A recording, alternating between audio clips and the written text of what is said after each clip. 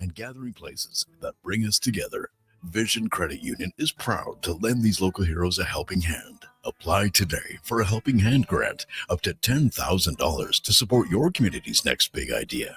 Let's make great things happen together. Applications are open until January 31st, 2026. Learn more at whatsyourshare.ca. Top quality flooring, locally owned, and Canadian products from Beaulieu. Yeah, that's CFI. CFI what? No, CFI, Custom Floors Inc. From free estimate to professional installation, contact Custom Floors. And that's why the Chargers are back to the wall right now with the Falcons' first and goal. Third and goal here, and that goes incomplete.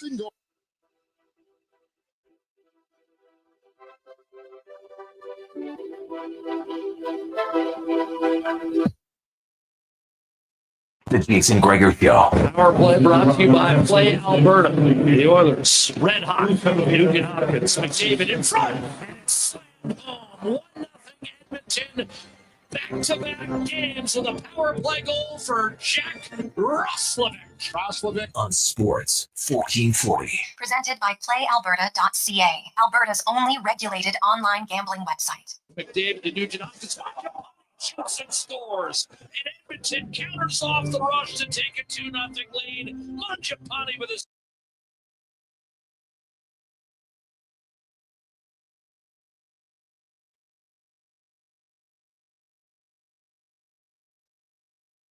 What a tremendous Tuesday afternoon. How are you? And welcome to the Jason Gregor Show. Sports 1440. Sports1440.ca, YouTube, Facebook, X, and Instagram. Thanks for listening. Thanks for watching, being part of the show, contributing. You can text us 833-401-1440, 833-401-1440. As always, the Gregor Show is presented by PlayAlberta.ca, where the Lotto Max tonight, $15 million. You can get your tickets at PlayAlberta.ca. You can also get there the Edmonton Oilers odd boost bonus on Oiler game nights as they are taking on the Dallas Stars. No Jake Ottinger tonight. He is a new proud father, and he will not be playing. Also, Jamie Benn still hurt. Rupe Hintz is hurt. Matt Duchene is hurt. Radek Fax is a game time decision.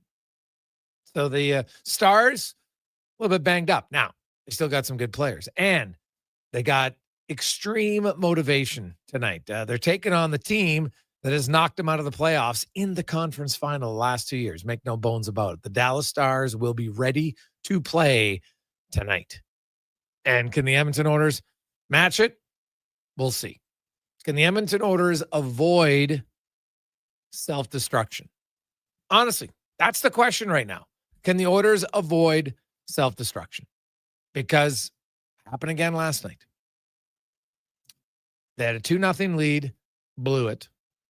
They are the only team in the NHL who has had multi-goal leads and then it's blown. They've actually had 5 multi-goal leads, and 3 of them they ended up losing. The other 2 teams came back, but the Oilers managed to win the game in overtime. So technically, they didn't blow it.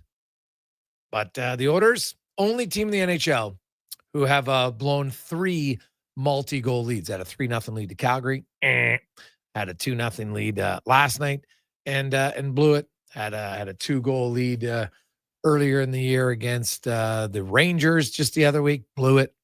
It's not good. It's not good. And they continue to struggle offensively, scoring 5-on-5. I know I was told by lots of people that, oh no, it's just early. It's going to come around. Like you just snap your fingers and you don't do anything different, but you're magically going to score more. It's not really how it works. You can't just assume that they're going to score more because they've scored in the past. I'd like to believe that there's guys who will score more. Sure, I understand it. They should, but they're not. Not right now anyway. So you're scoring basically 1 goal a game, 5-on-5. In 8 of their 14 games. They've only had 2 games, 14% of their games, where they've scored more than 2 goals, 5-on-5. Last season, it's 35% of their games, 29 out of 82. There's 14%. Not good enough. Like, you can get upset about everything. You have to include the fact that right now they are not a threat 5-on-5 often enough. They're just not. Now their power play is unreal. Only took them 8 seconds last night to score on the power play. That's awesome. It's a great play. Boom. Rostov, like, they made it look easy. But I watched, like, so the Oilers score. They go up 1-0, and there's barely a celebration on this team. Like, my God, you're lacking energy and emotion. You score goals. Congratulations. Thank you. We don't want to get too excited. We can only celebrate goals in the playoffs. Okay, stop. My God, have a little fun. Like, that Mangiapane goal, that's a hell of a goal. That was great passing. Barely a ripple effect. Okay, skate by the bench. Yeah. Like, no, we're not allowed to smile, not allowed to have any fun. And then you blew a 2-0 lead. And on the winning goal with a minute and a half left in the game, and you have Evan Bouchard, who decides to not go to the shooting lane, but to get out of the shooting lane, sliding off to the side of the net, and leaving Priest Suter wide open in front. Picker didn't even kick out a rebound. Like, the puck hit him, it stayed there. It wasn't like it bounced high into the slot area. And Bouchard just left his man. Priest Suter turns around, scores. Like, what? Like, were you scared that you were going to get hit by the shot? Honestly, like, what is I don't understand what's going through his mind at that moment. You're literally backing away. There's a minute and a half to go in the game. The puck's in your zone. Any shot on net is a chance to lose the game. What are you backing away for there? I'm telling you, I don't care if you want to get in the shooting lane. Yeah, it sucks. Parayko can shoot bombs. Well, welcome to life in the NHL, man. Like, you can't make that play. Like, to me, that's just a will. And the Oilers right now, that's not a gift goal. To me, that's just a lack of will goal. You got to get there. And don't come at me with, well, Bouchard's good in the playoffs. I know he's good in the playoffs. I've said he's good in the playoffs. I don't doubt that. He's not playing very well right now. That's not a commitment to winning that is necessary. You have to have a commitment to win. And there isn't one on that play. Like, I'm sorry. That's not a play you can make with a minute and a half to go. If it's a minute and a half into the game, maybe. Because that gives you 58 and a half minutes to make up for it. Game's pretty much over at that point. Like, I know that, yes, mathematically you can score in a minute and a half. I get it. Doesn't happen very often.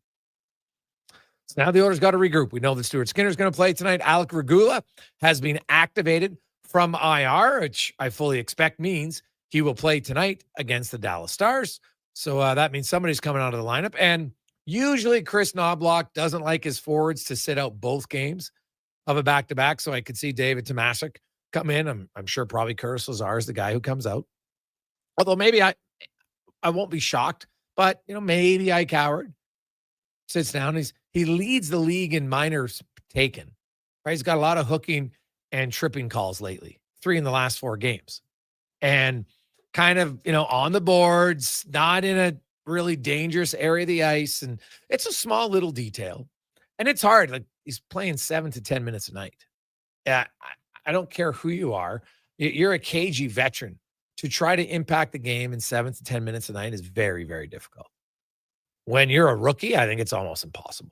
So, Janmark and Hyman are close after tonight, maybe max 2 more games before they're back. And then I'd say, Ike Howard, guess what? You got 5-6 weeks of NHL pay. Awesome. That's going to help you. But now we're going to let you go and help your game, and we're going to develop you. We're going to play you 20 minutes a night in the American League, gain some confidence, touch the puck all over the ice. Great. That's what he needs. I don't need Ike Howard to stay in Edmonton to play 7 to 9 minutes a night. There is zero chance that I would be doing that much longer. Honestly. And if I think Janmark and Hyman are close to being ready, I might even send Ike Howard down to play in the American League on the weekend. I get him in some games as quick as you can. So we'll see what happens there. I understand why they won't, in case someone gets hurt tonight and anything can change, and I get it all. So I look at the orders and the lack of urgency in the offensive zone 5-on-5 is a pretty significant issue for me. That is like you look at the orders last night, you saw something, and you probably didn't even know it when you were watching. But last night, so the orders, McDavid, Draisaitl, and Nugent Hopkins have played 631 regular season games when all three of them are in the lineup. And they've played all 96 playoff games since they started making the playoffs back in 2017. So you do the math, that is 727 games together. And last night was the first time, and it's rare, that all three of them did not register a shot on goal. And I think if you're looking for an exclamation point on what ails the Edmonton Oilers right now, it's their lack of shots on goal 5-on-5. And here's the easiest number I can give you. Last year, the Edmonton Oilers were first in shots on goal 5-on-5. First. And they were first in shots on goal per 60 because it changes from game to game, right? Some games there's more power play, some there's less. So, yeah, go by that. They were first. This year, they're 17th. 5 fewer. Like, it's not a little bit of a drop. It's a massive drop. They're not shooting as much. They're not creating as many chances. And they're not getting as many goals. Now, do they miss Zach Hyman? Sure, they miss Zach Hyman. But you can't tell me that your offense is reliant on one guy who's really good around the net to change everything, because he's only going to be on the ice for his shifts 5-on-5. How does that impact the other guys? Part of it is I know he can be a momentum extender 5-on-5, right? He's great on the boards. He wins a lot of battles, keeps the puck alive. So they miss him. There's no doubt in my mind they miss him. But there's bigger issues at play here, 5-on-5 for the Edmonton Oilers. And it's an area that they're going to have to, they got to work their way out of it. This is not, I believe, a lack of skill. I don't believe it's a lack of talent. And it's a lack of a willingness to go to the tougher areas of the ice on a more consistent basis. It's just that simple. It's not even working hard. I don't ever buy the players aren't working hard. But there are certain areas where goals are scored. We all know that. This is not new. It's not a revelation. And the Oilers aren't doing it right now. They're just not. Like, why? How many times did they penetrate the middle of the ice in the inner or low slot last night? I mean, how many rebound goals do they have all year? And how many guys are we got a shot on net, rebound goal. Now, they did have 2 rebound goals in one game against Utah, but those are rebound goals way to the outside. It's not normal, right? Emerson did it. Draisaitl did it, right? On the far right flank. I'm talking rebound goal inside. I think they have 1. Pretty sure they have 1 in 14 games. So there are some areas that they have to improve. Now, their power play looks awesome. That's great. And it's like they're showing it off to their former power play coach. They go into Dallas, say, Coach, you know what? We're still pretty good. They only had 1 chance there. And there is another prime example of what the Oilers are not forcing the opposition into areas where they have to take infractions often enough. I didn't see any missed calls last night that were blatant. Oh my God, I can't believe they didn't call it. Did you? I haven't seen any of that. Because there are some games where a guy will draw a penalty and it doesn't get called. That's going to happen. But when you look at the Oilers and really kind of their lack right now of a threat consistently 5-on-5, that's a big concern. So I'll be curious to see how they bounce back tonight against the Dallas Stars. I don't think they should be that tired. It's not a far travel. It's not like last night was this physical, grinding, tough game. Not at all. It was basically played 5-on-5. The Oilers had 7 8 seconds of power play time. And the St. Louis Blues, who didn't score in the first power play, but then scored 14 seconds. So they had 2 minutes. So there's a grand total of 2 minutes and 22 seconds of power play time between the two teams. The rest of the game was 5-on-5 until the Oilers pulled their netminder late in the game. That's it. It was basically a 5-on-5 game. And you still only played your Isaac Howard 7 minutes, which is all I need to know to tell me that guess what?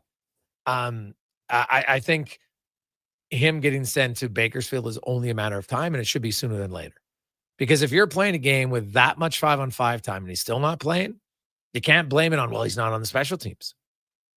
Not it at all. So 833-401-1440, 833-401-1440. And boys, the Oilers are the least passionate team in the National Hockey League from what I see. That one comes in from Dan. Well, outwardly passionate, I would agree with you, Dan. I can't talk about the inward, but yeah, I think it's good. So it's a problem, and you got to show some energy and emotion, man. You just have to. So 833-401-1440, 833-401-1440. Now, coming up on the show today, Speck's going to join us right off the hop. We got Sam Nestler joining us from Dallas to discuss the Stars. They're pretty banged up. Casey DeSmith will start in goal tonight. He's made 3 starts this year and hasn't got a lot of help from his defense, as Woodley outlined yesterday, and he hasn't made a ton of saves. So will that continue tonight? We'll see. Dave McCarthy from SiriusXM will be by. We got the 2-minute warning with Tater, Jason Strudwick, 5 questions. Also, NFL trade deadline day. We'll get into that. The New York Jets making some huge moves as they just signed Sauce Gardner. Now he's gone. And Quinn Williams goes to the Dallas Cowboys in a pretty significant trade. Cons, what do you think of the deals?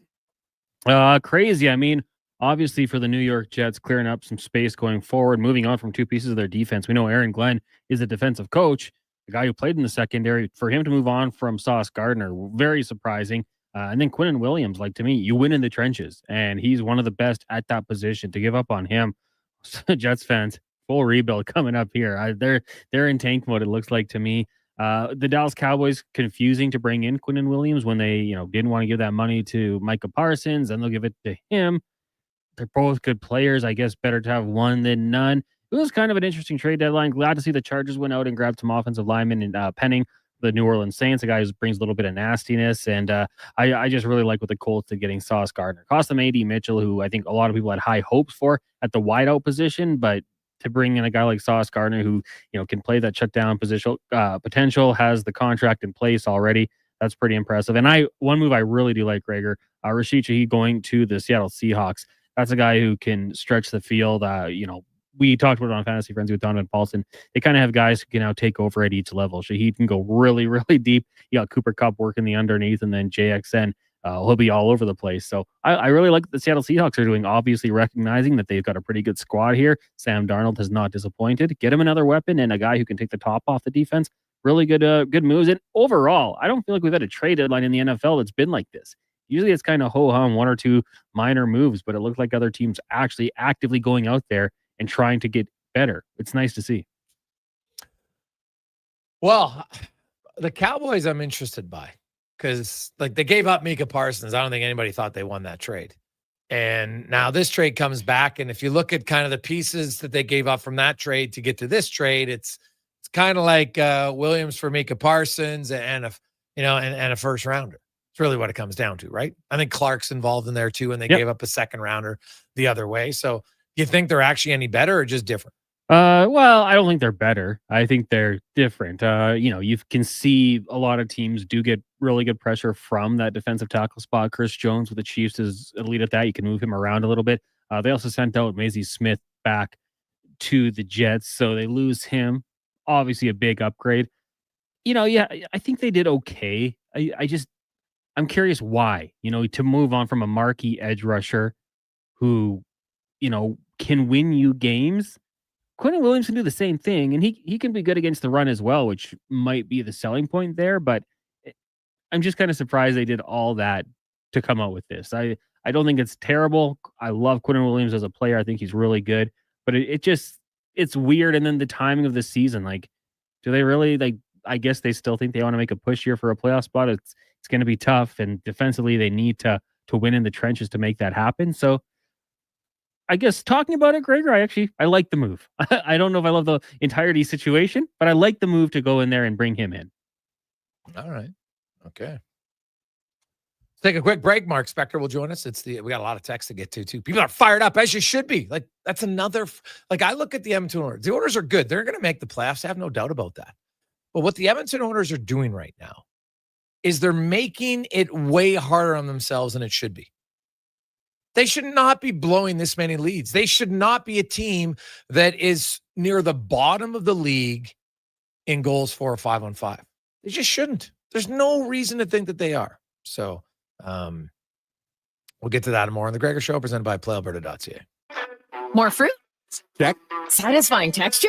Check. 3 amazing new recipes? Check, check, check. Let Booster Juice bowl you over with something completely different. 3 new acai bowls, loaded with delicious toppings including bee pollen, cacao nibs, and shredded coconut. Piled high on top of a refreshing blend of authentic acai, straight from Brazil. Spoon? Check. Booster Juice, Canada's original juice and acai bowl bar. Increase your lean muscle mass and fight age-related energy decline with RegenerLife Creatine. This high-quality third-party tested supplement helps replenish your body's energy stores to support your resistance training. Find it at Vitality Health Foods, where customer appreciation is the first Tuesday and Wednesday of every month. It's a new season, Edmonton, which means it's time for new offers. Play Alberta is offering odds boosts on every Oilers game all season long. This is your chance to score big. And for a limited time only, our listeners can get an exclusive $50 free bet when they deposit $50 using code Gregor50. That's code Gregor50 for an exclusive $50 free bet. Alberta wins with Play Alberta. Must be 18 plus to play. If you gamble, please use your game sense. PlayAlberta.ca. Get Black Friday prices now at The Brick. Skip the line and save big. Get 65% off genuine leather and reclining sofas when you buy the matching Love Cedar chair. Plus, get up to 25% off bedroom and dining furniture. And buy more, save more. Get up to an extra $1,000 off select major kitchen appliances. Mattresses are up to 40% off. And with every mattress purchase, you're entered for a chance to win a cruise. Some exclusions apply. See in store for details. The Brick, saving you more. Your all-access pass to the world of sports is Edmonton's only sports radio station. From pre- and post-game hockey shows to in-depth analysis from your favorite commentators, the action never stops on Sports 1440. Hi, Mike here from Northgate Chevrolet Buick GMC. It's not lost on me that this radio ad competes with a lot of other dealerships on the air. So what sets us apart? Honesty. At Northgate, we believe in giving you the very best price we can with the most value possible. We aren't giving away free trips or paying off your credit cards, but it is my promise you will get exactly what you paid for every time. Stop in and see us today, 13215 97th Street, or visit us online at northgategm.com. The job isn't done until the last load is hauled, and having a semi-trailer out of commission is not an option. Whether replacing or adding to your convoy, Edmonton Trailer has a huge inventory of new and used semi-trailers, trusted by the gravel, logging, oil field, fluids, and freight industries. Find a trailer right for you online or at one of their 3 locations. For sales, service, parts, rental, and finance, when you're in it for the long haul, Edmonton Trailer. Bring in the new year with a Canadian country legend. December 31st, in concert at the Silent Ice Center in Nisku. Brett Kissel. She drives me crazy. Multiple CCMA and Juno Award winner, platinum-selling recording artist, and top 10 hitmaker. Celebrate the new year in Alberta, country style. Bring your friends, your cowboy boots, and your party spirit for a night full of hits, celebration, and unforgettable memories. The countdown to 2026 starts with Brett Kissel live on stage. Get your tickets now at silenticecenter.com/events. Hey, Gary, is that your dad? No, this is Evan, the new sales rep I hired. Oh. First impressions matter, but when hair loss takes over, it can feel like you're not being seen for the maverick you truly are. Hi, I'm Dr. Vance Elliott. At Advanced Hair and Skin Surgery, we know that hair loss is more than just a cosmetic issue. It's personal. Let's discuss all the cutting-edge options available so you can make a great impression every time. Book a free consultation today at drvanceelliott.com. For Arcelli hockey fans, your partner in power just skated onto the ice. EWEL.ca, the new e-commerce website for electrical wholesalers Edmonton, is ready for the power play 24/7, 365. UL skates to where the puck will be in 5 years. Now that's forward thinking. Killer selection, slamming products from the best brands, and legendary service. Don't sit on the bench. Get your account today at ewell.ca and win that project. Plug into your partner in power. Get an EWEL.ca account today.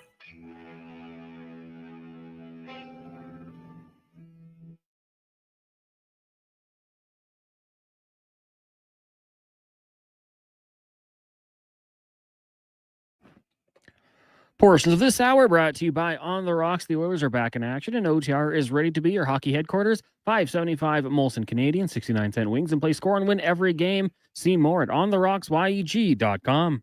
The Jason Gregor Show, the best of Edmonton sports talk and beyond. This is Sports 1440. Presented by PlayAlberta.ca, Alberta's only regulated online gambling website.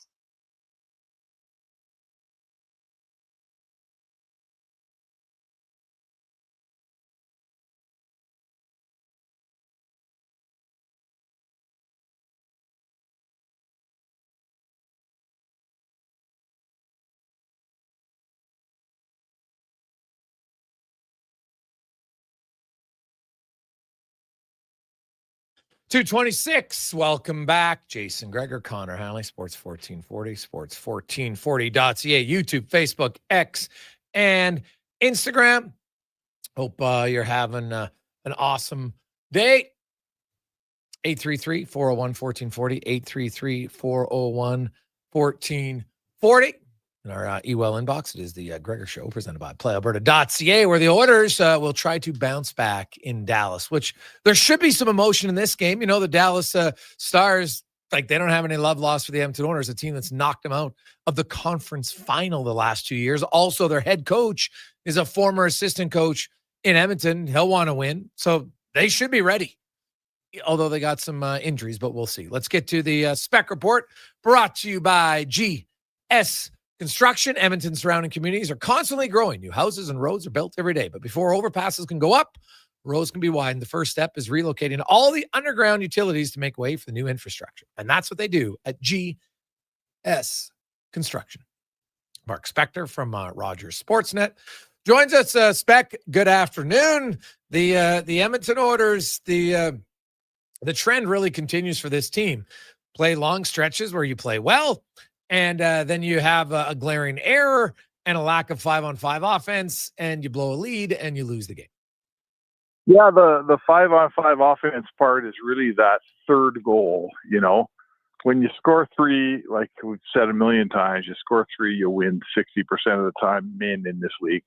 And getting the two is awesome, but the third goal would have buried St. Louis last night, I feel like. And it's wherever it comes from, man, whether it comes from a fourth line goal, from a defenseman, a point shot, from a third line, from your power play, who cares? But in the Oilers' case, they got the power play goal last night. Their first line got them a 5-on-5 goal last night. And the three other lines and the three defense pairings couldn't muster up a goal between them. And that goal is the one that on a lot of nights here, they're not seeming to get, are they? Well, no. Well, you're a perimeter team in the offensive zone. I've been saying it all year long. And no. It'll just pick up. It'll just magically pick up. It doesn't magically pick up if you don't go to the net and you don't get rebounds. You can't, hey, I'll give the Oilers credit. Both their goals last night were very pretty. The Oilers got skill. That power play goal, 8 seconds, perfection. That off the rush goal from McDavid to Nugent Hopkins to Mangiapane, great goal. No debating their skill level. It's their will level around the net. And if you don't do it, they ain't scoring. That, the numbers don't lie. That's the majority of goals are scored from around there. And they got too many guys. They don't go to the net. They get the puck in the offensive zone. And, they think right now let's just get points, shots from the point. And it's not working. But it's really their forwards across the board. Shots are down significantly. The Oilers were the number one team in the NHL, shots per 60 at 5-on-5 last year. They're 17th right now. So that tells you that they've always been a selective team. So that tells me that they're not, The puck's not even getting into anywhere near their shooting area if they're that far behind on shots. What's getting to me, everyone has a pet peeve here. What's getting to me is that, we used to watch Leon Draisaitl often does that button hook inside the blue line. It comes down the wall and he hits the button hook and he waits for everybody to catch up to him. Gretzky did that back in the day. A little bit different, but the same concept. The play catches up to him. I'm seeing every guy on the Oilers team playing that button hook now. And to me, there's a lot of guys that need to lose the button hook and take it to the net. Put a shoulder down, go at a defenseman, challenge him. Just get the puck down low. You're a third liner. Don't give me the Wayne Gretzky button hook when your name is Trent Frederick, okay? That's not your game. And they got too many button hook guys on this team right now, or guys who think they're button hook guys. And we both have the same complaint. In the end, Jay, they're not getting to the net enough for you, and they're not getting to the net enough for me, are they? No, they're not getting that enough for anybody, to be honest. And then, at some point, you look like it's 5 starts now, and Calvin Pickard's numbers are not good. Yeah, I didn't think he was so bad last night. Everyone says he was horrible. I didn't mind his game last night. I thought he made a bunch of pretty good saves. Let in 2, he let in 2, and then frankly, if he gets any level of defense, like that last one, a guy standing in front of the goalie with enough time to go backhand, forehand, shelf. I don't blame goalies on those, right? Should he have that rebound? I guess. Parayko shoots a bomb through traffic. Yeah, that wasn't really a big rebound. If you watch it, the puck was right there. He didn't kick it out at all. Evan Speck, I'm sorry, on that play, Evan Bouchard to slide away from the net. I know. And his man. I'm sorry. That's inexcusable with a minute and a half to go in a game. It's inexcusable at any time for a defenseman. My point is back to Pickard. I look at a backup goalie, big picture, Jason. He went out on the road and he allowed 2. That's good enough. That's what a backup. If my backup gives me only 2 against every road game he plays, I'm going to win 60, 65, 70% of those games. That's good enough. I didn't mind the goals that went in on them. I didn't think they were horrible. They weren't softies. And now everyone's blaming Pickard here. I've been reading it because, Bouchard made a bad play, but Pickard shouldn't give up that rebound. Well, you know what? We're at that point now where we've watched Evan Bouchard cost his team enough goals and enough games here. Now it's the old Puljujarvi syndrome. It's everybody else's fault, right? Mm-hmm. It's Pickard's fault that he left the puck there. Well, goalies don't smother every puck.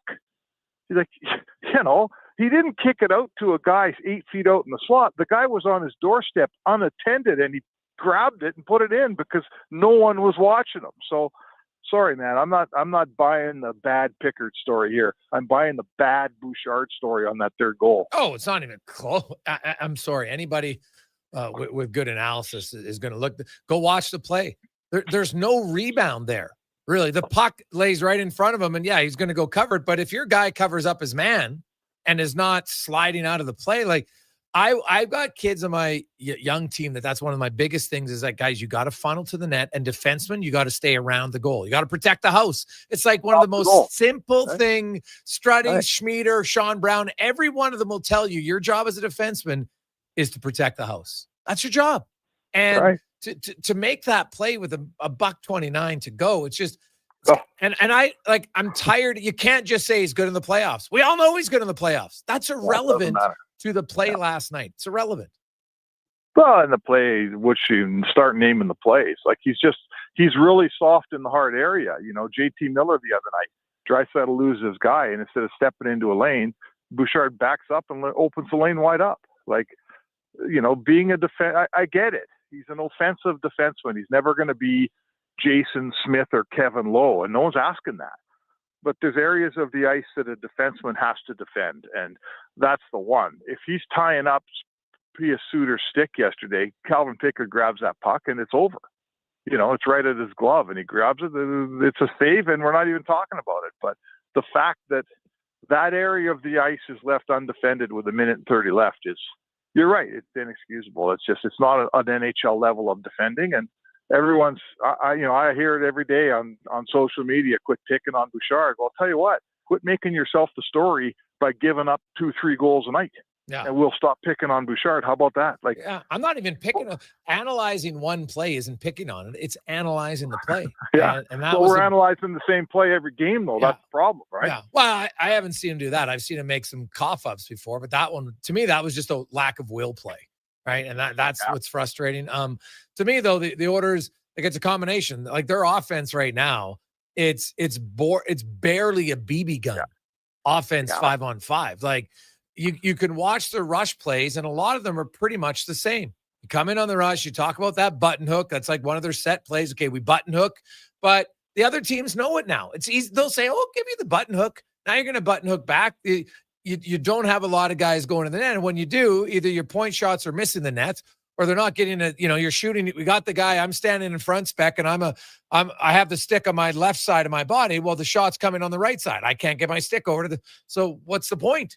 And like, if you're going to shoot, and if you want to crash the net, then you got to at least put your shots in an area where they can get a stick on it, for goodness sakes. And there's just their execution and attention to detail right now just is not good. Yeah, it is. It is exactly that, Jason. I mean, I guess you'd say their power play is good. It's the best in the league right now. But short of that, you're right. They're a team that's not. And I get it. It's early. It's 14 games in. It's a long season. Blah blah blah. So, and they're in the race, and they're not buried, and their record's better than it's been the last couple of crappy years. But it's very difficult to just sit there and watch this team and say, that's okay. It'll come around. Like, it doesn't. Watching them, it's not a lot of fun watching them. You don't mind watching it. I want to think of a team like, there's been Flames teams the last couple of years that haven't been any good, but man, they try hard, and man, they come back, and you just leave the rink thinking, boy, those guys gave me everything they got. And I'm watching this Oilers team on a lot of nights. I'm thinking they're giving me about 60% of what they got. Yeah. The Dallas Stars, they're pretty banged up. We're going to go to Dallas next, but no Ben. We know that he's out, and Duchesne's out, and Rupe Hintz is out. So those are some pretty key pieces. They still got obviously lots of other good players. Their back end's good, but no Jake Ottinger tonight. And it's the Oilers on the second half of a back-to-back. Like, there should be a little bit of emotion in this game, considering if I'm the Dallas Stars, I hate the Oilers because they've knocked me out of the playoffs in the conference final, no less, 2 years in a row. And our new coach used to coach him, and everybody knows, you put up a little extra incentive to try to win those games. Like, my goodness, there should be a little energy and emotion in these games, because right now, Spec, like, there's just not a lot of, I find, emotion in many of the Oilers games. Yeah, and I'm hearing the same thing around the league, to be honest. I'm hearing, you're seeing other teams that are kind of, geez, why did my team play so flat last night? I don't know. Is the schedule too long? Is it too compact this year with the Olympic break? Why are teams taking, if you notice, the teams that are playing the best right now are the Pittsburghs and the Montreals and the Anaheims. And, there's a lot of teams that are playing pretty average that are good. So don't ask me why. I mean, these guys get paid all year long, and they sure do charge expensive. The expensive price of tickets is the same, Jay, for the 10th home game and the 40th home game. So I think you expect a certain level of effort here. But you're right. You know what? You're watching the team play, and you're going, man, is this it? Like, this, another boring game last night, frankly. It was just another boring game in St. Louis. Yeah, there wasn't a whole bunch going on. Ike Howard, he leads the Oilers in minor penalties with 5. He's taken 3 in the last 4 games. Speck's not playing a ton of minutes. And the penalties he's taken, they're not like undisciplined penalties, retaliatory penalties or anything, but they're all pretty much in the same area of the ice on the boards. And I find he's reaching, and rather than moving his feet. It's a young player. But I look at his minutes, and I'm like, it can't come fast enough to get Janmark and Hyman healthy, so I can send Howard down and let him get playing. Yeah, he's got to play. Like, I think I would defend the young player and say it's harder to play 9 minutes a night than you think. It's hard. Like, it's not easy to be an effective player for 10 minutes. A guy once told me, he said, think about it. You get over the bench, you hop over the boards. You're not even sweating half the time, right? Yeah. You don't even have a sweat going, and everyone else does. And anyone who's played any level of any sport can tell you that until you get a bit of a sweat going, you're not at your best. Mm-hmm. And that's just one little thing that is a big thing. And here's a kid that's been a first-line player every place he's ever played in his life. He's a 18 to 24 minute forward every year of his life, and all of a sudden he's a 9-minute forward, and it's hard. It's just hard. I don't criticize Ike Howard. He's in a position he's not ready for, and this, to me, Jay, frankly, I'm not blaming the Oilers. I get it; they got injuries and stuff, but this defines putting a young player in a position to fail. Right? This is it. Your Edmonton fans, radio people, listeners, watch Ike Howard. He is being put in a position to fail, to lose his confidence, to take too many penalties, to not be productive. And now he's going to go down to the minors probably, which is the best thing for him. And that's going to hurt his ego and his confidence and all those things. So this is why the minors exist. And this is why you send young players there, so they don't play 9 minutes and sit in the box and play crappy. And unfortunately for Ike Howard, he's a victim of that. Is that fair, Jay? Yeah. Oh, yeah. I'm not criticizing. I was pointing out the penalties are just another reason why I'm saying, hey, let the guy go to the minors. He needs to play 20 minutes tonight, get back to moving his feet, because he's not moving his feet on most of those plays. And that's why he's getting called for penalties. One last one, Alec Regula, who hasn't played since October 11th. That was the game against Vancouver. The Oilers won. He got rocked a few times. So he's missed 12 games. I fully expect, I know we won't know officially for another few hours that he's going to play tonight. Like, you're not going to activate the player off of IR if he's not going to play. So I would expect that he comes in tonight. What's your expectation? I think he probably can't hurt. I think he's a better offensive player, has better puck skills than Ty Emberson. Yeah, could be. I'm not going to say that for sure because I just haven't seen him play enough, Jay. I think, when I think of Alex Regula, I think puck skills aren't the first thing to come to mind. I think he's a big, strong defender. And for a guy his size, they say he seems to have really good puck skills. We saw him in preseason. That doesn't count much when the game starts, but the season starts. But I guess I'd ask you, so let's say Emberson comes out, that's fair. What is the roster move? I think it's got to involve Troy Stecher. Well, there's no roster move spec. They had 22 not guys. Today. Oh, yeah. Not today, Yes. but coming up. Let's face it, they're not no, going with a defenseman. No, it's Troy Stecher. Do you try to send Stecher down, or do you trade him? Well, like Does he get down? I've said about a trade, I don't see a team giving up one of their 7 draft picks to get Troy Stecher. So, unless you're trading him for futures, which doesn't make any sense, right? Now you're just you're helping a team. So, because futures for anybody out there is basically the play way of saying nothing. You're probably going to put him on waivers. A lot of it's timing wise. I don't think it's a lock that he gets claimed on waivers, to be honest. It's not a lock. No, it's not a lock. So they probably player. He's he's a depth defenseman who's got 500 NHL games experience. And if I'm the Edmonton Oilers, I'd put him on waivers because in 2 weeks I could have an injury and I need him back. So that's what I'm not going to trade him away for, first of all, I don't think he'll get anything. And second of all, I'd rather go through the look at the league. And to me, it's kind of about timing. Okay, let's see. Okay, there's a Saturday night. Lots of teams play. There's only 3 games on Sunday. Okay, let's put him on waivers on Sunday because if team hasn't suffered any injuries on Saturday night, unlikelihood that they're going to claim the guy, right? Because the last time they lost a guy in waivers, a venture defenseman, was Dermott because Minnesota got 2 guys hurt that same night against the Oilers, funny enough. So that's how I would play it. A little bit of strategy and then hope. You can never guarantee what's happening, but that would be my idea with him. No, that's it. It's a little bit of strategy, but really it's hope. Really, you don't know if there's a GM who's got a 6th defenseman out there that he just flat out doesn't like, or a guy that's had an injury that they're nursing, or there's a lot of stuff you don't know. So you're right, Jay. If you put him on waivers, you're just going to hope. And I kind of hope for Troy Stecher that some team who needs him takes him because I got a soft spot for him. He's a good, he gives you everything he's got, man. We're here talking about players we think need to bring more. You can say what you want about Troy Stecher. When he plays, he brings everything he's got every time. I like that about him. Spec, we'll see what happens tonight in Dallas. We'll see if the Oilers can get to the net. Yes. Sounds good, Jake. Have a good one. That's Mark Spector. The Spec Report brought to you by GS Construction. It is the Gregor Show presented by PlayAlberta.ca. When we come back, we'll go to Dallas. New coach. They got some key injuries. Ottinger's not playing tonight. Rupe Hintz is out. Ben's out. Duchesne's out. Fax is a game-time decision. How are things looking in Dallas? We'll find out next on the Gregor Show presented by PlayAlberta.ca. Mr. Rooter watches the big game. Go deep! What you watching, Mr. Rooter? The Plumbing Olympics. Frankie Drain Dragon Sanchez is attempting to break the world record in the 100-meter snake. Watch! Wow! Did you see that? He snaked out a 50-pound clog. And in the middle of that wad, a gold medal. What theater? Yeah, that's very cool, Mr. Rooter.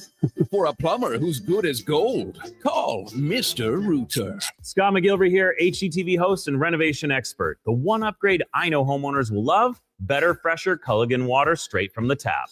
Culligan's Aquasential reverse osmosis filtration system takes your water to the next level. With up to 7 stages of filtration and 14 filter options, they're certified to reduce over 90 contaminants. Your tap water is about to get a major upgrade. Safer water that tastes great. Get started with a free in-home water test at Culligan.com. Culligan, water you love. Hey, sports fans, we've got a clear choice for you. At Crystal Glass, we provide customers with the perfect glass for any job. From home to auto and even commercial, installation or repairs, we're your team. Call 310-GLASS or visit crystalglass.ca. Crystal Glass. Increase your lean muscle mass and fight age-related energy decline with Regener-Life Creatine. This high-quality third-party tested supplement helps replenish your body's energy stores to support your resistance training. Find it at Vitality Health Foods, where customer appreciation is the first Tuesday and Wednesday of every month. Sure, your couch is comfortable, but watching the game is always better and on the rocks.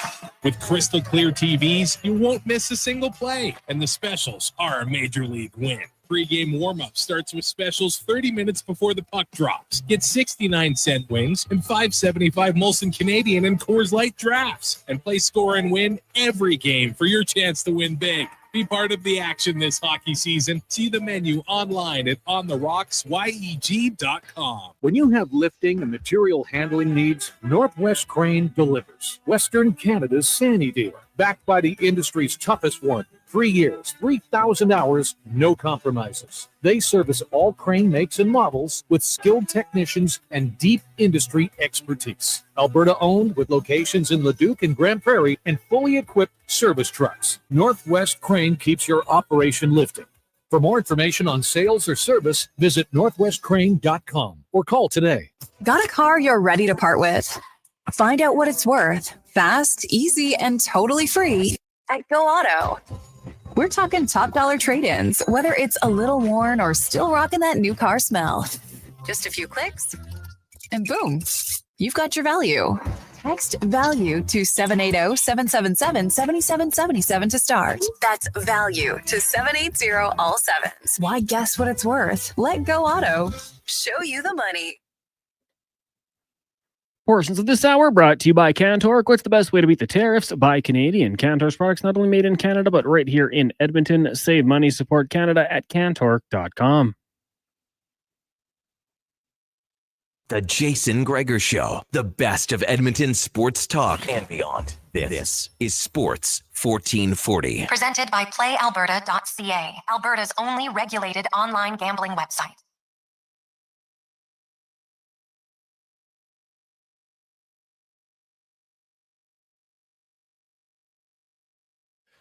.245. Welcome back. Jason Gregor, Connor Halley, Sports 1440. It is, of course, game day. The Oilers in Dallas to take on the Stars. Then they will have tomorrow off, probably practice Thursday, Friday. They got home games against Colorado and Columbus Saturday and Monday. And then they jet off for a 7-game road trip. So they will try to find a way to get a victory in Dallas tonight. And we'll see. Can they get their offense going, which has been kind of stuck, except on the power play. The power play is killing it. Best power play in the NHL. It's not a real big surprise, but 5-on-5 scoring, 5-on-5 shooting has hit the ditch big time for the Edmonton Oilers. As we're going to go in the room, brought to you by Action Electrical. They've got the commercial service divisions, emergency response, troubleshooting, repairs, full-time service manager, estimator, coordinator, and dispatcher. They do it all. ActionElectrical.net. As Sam Nessler from DLLS Sports in Dallas joins us, beat reporter for the Stars. And Sam, I guess let's start. Thanks for coming on. The injury bug has hit them pretty hard. Obviously, Jamie Benn's been out for a while, but no Duchesne, no Rupe Hintz. What's your thoughts on Faxa? I know the coach said he's a game time decision. Are you leaning yes or no on him? Yeah, I think he's probably a yes. Okay. First of all, thanks for having me, Jason. Good to talk to you. But I think he practiced yesterday, so whatever it is something small that either flared up during or after practice yesterday. So I would guess he's a go. It's something maybe they just got to shoot him up and freeze him up for it. But yeah, you're right. It's been a wild ride so far with the injuries, and if he can't go, we're looking at 11-7 for the third or fourth time already this season. Jake Ottinger, of course, a new father, so I understand why he's not playing. But Casey DeSmith's numbers aren't great. We had Kevin Woodley on, and Woodley said his environment hasn't been great either when he's been there. The Stars, maybe their defensive play with him in goal hasn't been at the level they want. Yeah, you're absolutely right. He had his first game was he told me it was the least fun game he's ever played. Just chaos. I want to say it was against Vancouver. There was just no settled play. The Stars were chaotic in their own end. Every chance was either a backdoor pass or a weird deflection. He just was never kind of able to settle in. And then his next game, he was fantastic. He was the best player on the ice. He was great again. And I think his third start was in Florida this past weekend. He was good, got them to the shootout and ended up being a loss there in the shootout. But he's just improved over and over again and exceeded expectations here, because a lot of people thought he would be kind of a downgrade from Scott Wedgwood with how successful that duo was when Wedgwood went to Nashville and then eventually Colorado. But Casey was arguably the best backup goalie in the NHL last year. I expect him to be great going forward here now that he's kind of settled in. And to be honest with you, they're going to need him because Jake's expected to go, to Italy in the Olympics, maybe even play some games there for Team USA. They got a huge, heavy schedule right now, and then a big one right after the Olympic break. They're going to have to start giving Jake some days off, and here's one tonight for, as you mentioned, a good reason. Yeah. How have the Stars played overall so far this year? It's been tough to pick up because there's times where they look like the best version of this team we've ever seen. I mean, for 45, 50 minutes in Winnipeg in their first game, they absolutely dominated the Jets. And then they had to hold off 3 straight goals in the last 10 minutes and barely scratch away with the win. That's kind of been the theme. We've seen an amazing first period where they dominate. They go up 2-0, and then a second period against Columbus where they allow 3 or 4 goals in a row and end up losing the game. So I would say inconsistent has been the best word for this team so far. And when you look at the injuries, I mean, it makes sense. Glenn Gulletson comes over from your Oilers, and they've never really been able to get into a flow. He hasn't been able to see what forward groups he likes, what D pairs he wants to put together, what power play units even he wants. They're basically down to one power play unit, and the second unit with a bunch of fourth liners. So it's been really tough to kind of feel out this team as well as implement the new systems, because while the changes Gulletson's trying to make aren't massive from Pete DeBoer, they are different, especially in breakouts in the defensive end. And because they've had to just throw in extra bodies, Justin Ritzkovian, the rookie coming in, Adam Ernie signs after the PTO, it's been really hard to kind of implement what they want to do. And that's been the theme. So treading water is what I keep saying. They're just trying to find a way to bank some points and improve a little bit here and there until they get some reinforcements, which Rupe Hintz skated this morning. So hopefully one of those is at least coming soon. Right. Yeah. It sounds like he's getting closer for the Dallas Stars. What about their defense core? 1 through 6. Yeah, they have 2 of the best defensemen in the NHL, right? Miro Heiskanen and Thomas Harley. Harley signs the big contract last week. He's proven that he is only going to get better and is probably going to be on Team Canada again at the Olympics this year. Miro Heiskanen's had an up and down year. I believe he's still slowly coming back from that knee injury that he had last year against Vegas that held him out for a big chunk of the playoffs. I think he's going to get better. But if you look at those 2, they've had the chance here to really grab hold of this team. With all the injuries, they've needed someone to kind of play superhero a little bit, and that can rotate on a nightly basis. As of now, it's not really rotating. It's pretty much Jake Ottinger and Mikko Rantanen. And Wyatt Johnston started off pretty hot. but even he's cooled down since then. They could really use Harley or Miro to take a step forward here. And that doesn't, for Harley, maybe it's a couple of goals, but it really doesn't have to be a ton of points. They just need to drive play a little more. Let's pin some people in their own end. Let's use our legs for breakouts. And then once the power play comes around, really start to use that skill, because that's where they have the strength. And then behind that, losing Nils Lundqvist, man, that was crushing. I mean, the guy can't catch a break every time we think it's his chance. And he's got a new coach and new system to prove himself. He took some big steps last year before the season-ending shoulder surgery. He goes down right away early in the season, and he's been out, and he's going to be out for a good amount of time. So they've pretty much rolled with what they have, because they have 7. They called up Kyle Capobianco from the AHL for some backup help on this recent trip, but they've really had the same 6. And I guess that's good in a way, because they've known they have that option. That's all they can roll out. But Leon Bischel, had a big playoff last year where he kind of announced himself to the league, especially with his physical play. This year, haven't really seen that. He's only had a couple of those big type of hits that kind of change the game and get the opponent's attention. He's not making as many mistakes, which may be why he's going for fewer hits to try to, clean up his game a little bit.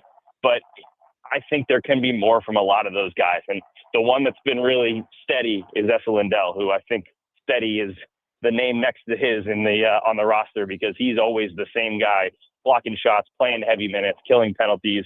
But I'd like to see some more from the other guys around him.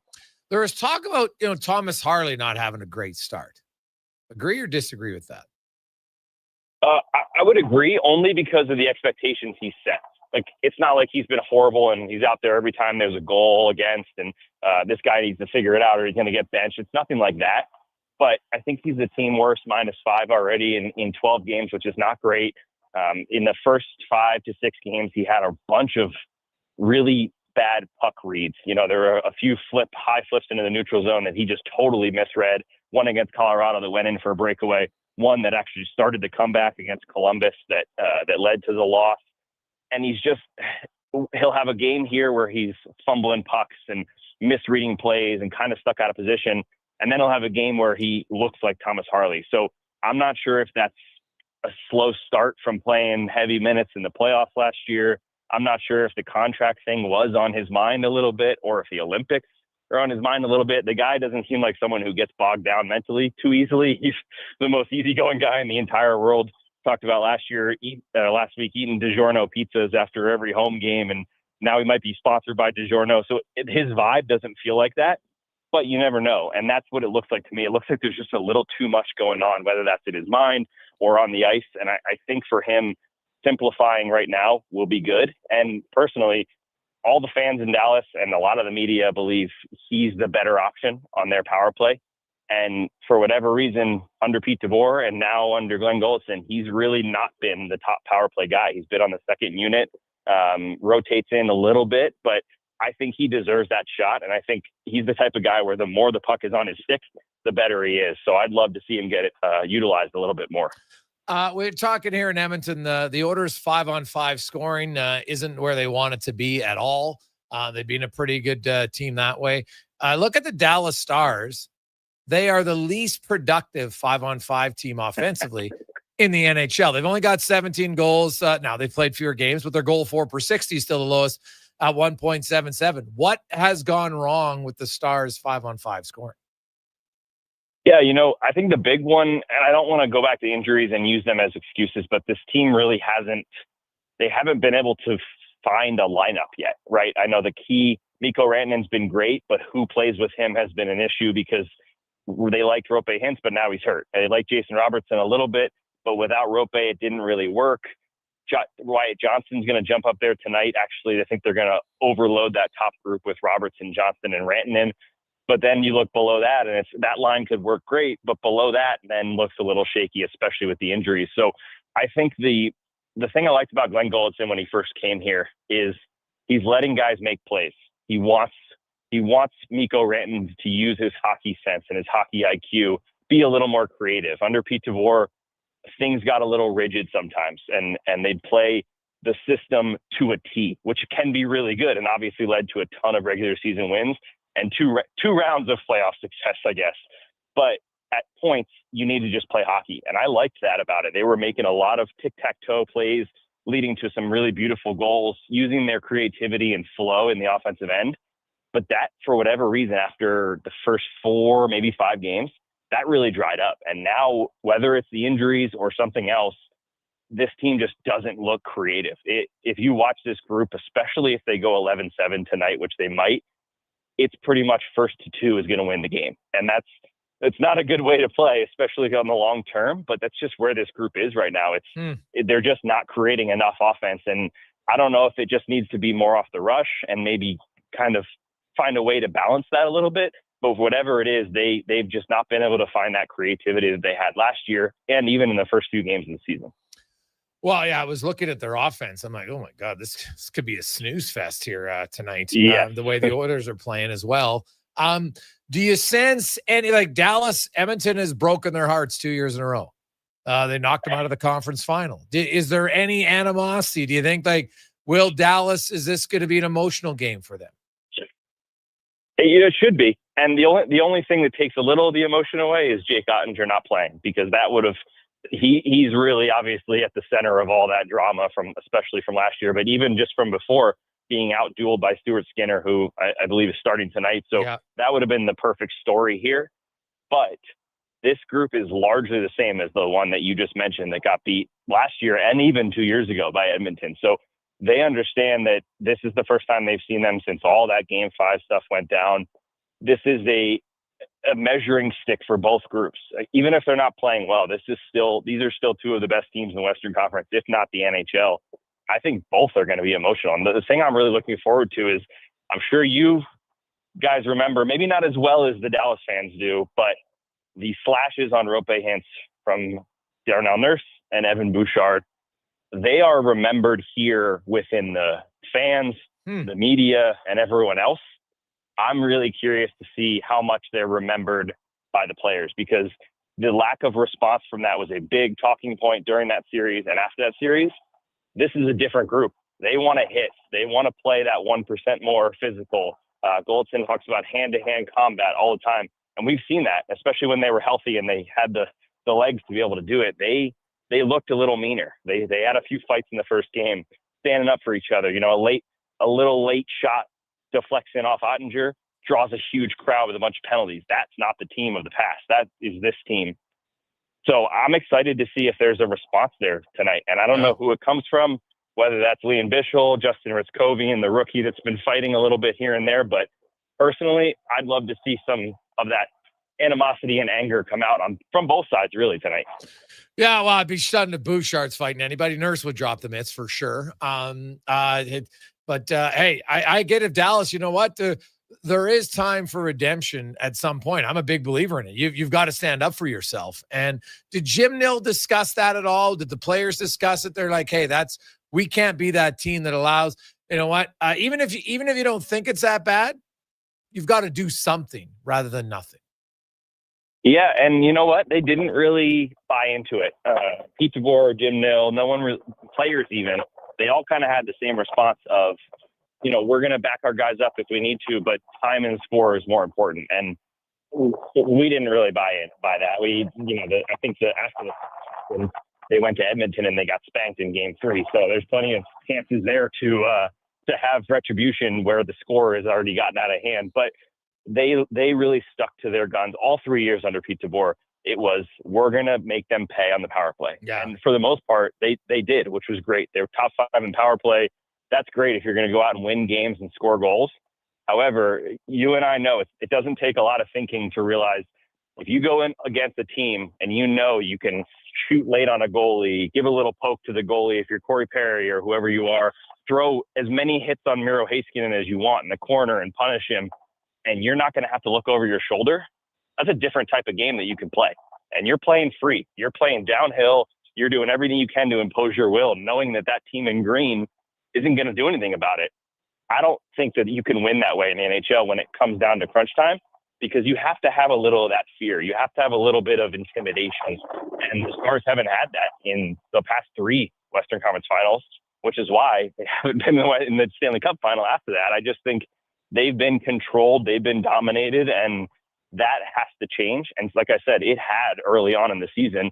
I think right now they're just running on fumes with how many games they've played and all the injuries. So it's tough to see whether it's going to keep going. But I really have liked the way they've flipped that. And obviously Glenn Goldson has come in with a message of we're going to be harder to play against and give that extra 1%, extra 1 degree that makes us a little harder to play against in those areas. I've loved that.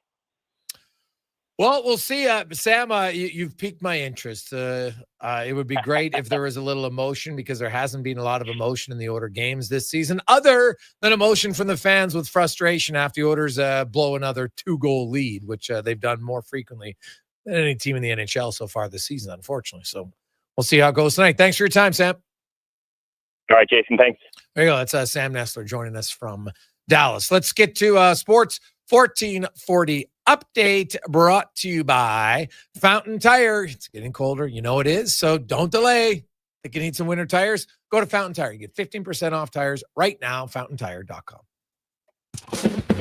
This is the Sports 1440 update. Game day, the Oilers looking to bounce back from yesterday's loss. They're in Dallas, taking on the Stars. Puck drop after 6. Our pregame coverage is Walker, Gregor, Paulson, and Ferraro gets going at 5 right here on Sports 1440. Elsewhere, Sabres up against the Mammoth, Flyers in Montreal. Islanders take on the Bruins. Canes in New York to take on the Rangers. You got the Golden Knights and the Red Wings, Panthers, Ducks, and the Kings hosting Winnipeg in the association this evening. The Raptors hosting the Bucks. Tip off 5:30. Also, Magic taking on the Hawks. Bulls host the Sixers. Suns in the Bay taking on the Warriors. And Clippers hosting the undefeated OKC Thunder. From the CFL, the Elks have extended national wideout Connor and Julian Grant through the 2026 season. In the NFL trade deadline, come and gone. New York Jets dismantling their defense, sending cornerback Sauce Gardner to the Colts for wideout Katie Mitchell and 2 first-round picks. Then sending defensive tackle Quinton Williams to the Cowboys for first- and second-round picks, as well as defensive tackle Mozzie Smith. The Seattle Seahawks acquiring wideout Rashid Shaheed from the Saints for 4th- and 5th-round picks, while Jacoby Myers heading to Duval County. Joining the Jags, the Raiders will get a 4th- and a 6th-round selection in exchange. You got 2 games in the AJ this evening. Grand Prairie in Calgary, and Drumheller hosting Fort Mac. Both games get going at 7. Coming up in hour 2 of the Jason Gregor Show, we'll be joined by Dave McCarthy from SiriusXM NHL. I'm Connor Halley. This has been a Sports 1440 update. This is Sports 1440, a Stingray radio station broadcasting on Treaty 6 territory. Download the free iHeartRadio app and listen to CKJR wherever you go. You got a go-to coffee spot, a trusted barber, even a lucky game day jersey. But when it's about looking, Portion of this hour brought to you by there's only one name you need: Mr. Dirk. Family run since 1939. We're experts in crafting impeccable tailor-made suits and offering a wide variety of 226. Welcome back. paired out with personalized Welcome one-on-one back. fittings and the convenience of on-site tailoring. Mr. Dirk elevates your style game. Welcome Visit our back, Edmonton Jason store Gregor, or explore Connor Halley, MrDirk.com. Score big on style with Mr. Dirk. Legacy Heating and Cooling is the How are only things place to looking call for in heating Dallas? your home. Find out So next when on it's Gregor time Show to presents by replace your old Flyers. furnace. Or for 24-hour repair with no overtime. 5. rates. Welcome back, Jason Gregor, Connor Halley. Welcome back. Legacy even heats your shower with hot water tanks. Call Legacy. Call Legacy. And with no interest and no payments for 1 year, it could only be Legacy Heating and Cooling. Michelle and Colette are sisters. Sisters who don't agree on much, especially when it comes to which hockey team is the best. Edmonton is the best, baby. Vancouver's number 1. Even when it comes to meat snacks from Wilhawks. I love the Harris Wiener, the ham sausage. What a tremendous Will agree. Tuesday afternoon. How are might you? just be And the only thing Alberta hockey fans can agree on. Others can try to imitate, but no one Tuesday can duplicate Wilhock beef afternoon. jerky. How Only available in Leduc. Get yours today because you don't win friends with salad. This hockey season, before every game, check out the pregame show with Andrew Walker on Sports 1440. It's brought to you by Titan Supply, your only source for rigging, lifting, and hauling products. Visit titansupply.ca. Increase your lean muscle mass and fight age-related energy decline with Regenerlife Creatine. This high-quality third-party tested supplement helps replenish your body's energy stores to support your resistance training. Find it at Vitality Health Foods, where customer appreciation is the first Tuesday and Wednesday of every month. 60 years ago, we started selling trucks as Western GMC Buick. Today, we are Wolf GMC Buick. We're still located on the corner of 184th Street and Stony Plain Road with the same ownership for over 2 decades. Our customers have trusted our family-owned, community-driven business. And for that, We are thankful. If you're looking for a truck or SUV, pop in and one of our seasoned professionals will get you a great deal, hassle-free. Come trust our team at Wolf GMC Buick. Wolf GMC Buick. We're making it easy. At Papa John's, our butter chicken pizza is a Canadian favorite, and we think we know why. We start with a velvety, tangy, and subtly sweet sauce. Then it's our better ingredients: fresh, never frozen original dough, juicy grilled chicken, and crunchy green peppers and onions. Sounds delicious, right? Well, wait till you try it. It's butter chicken made better. Order your large butter chicken pizza today for only $19.99. Better ingredients, better pizza, Papa John's. Proudly locally owned and operated.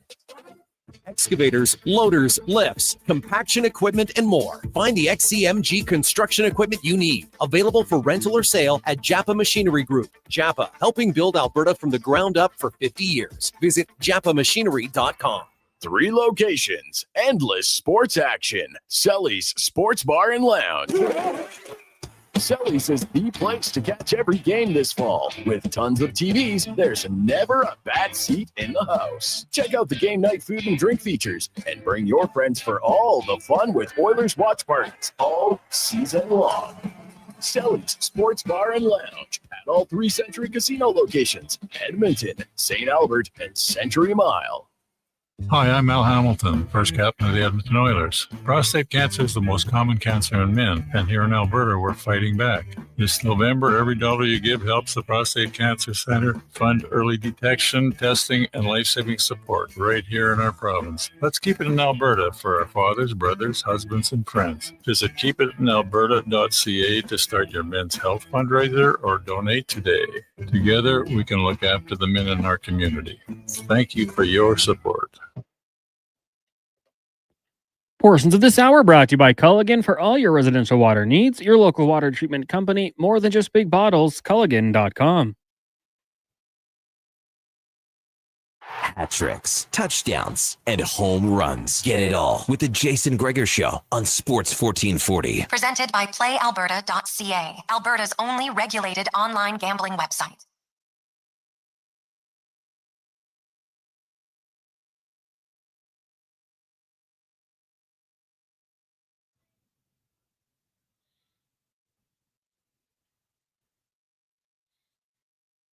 $3.10. Oh.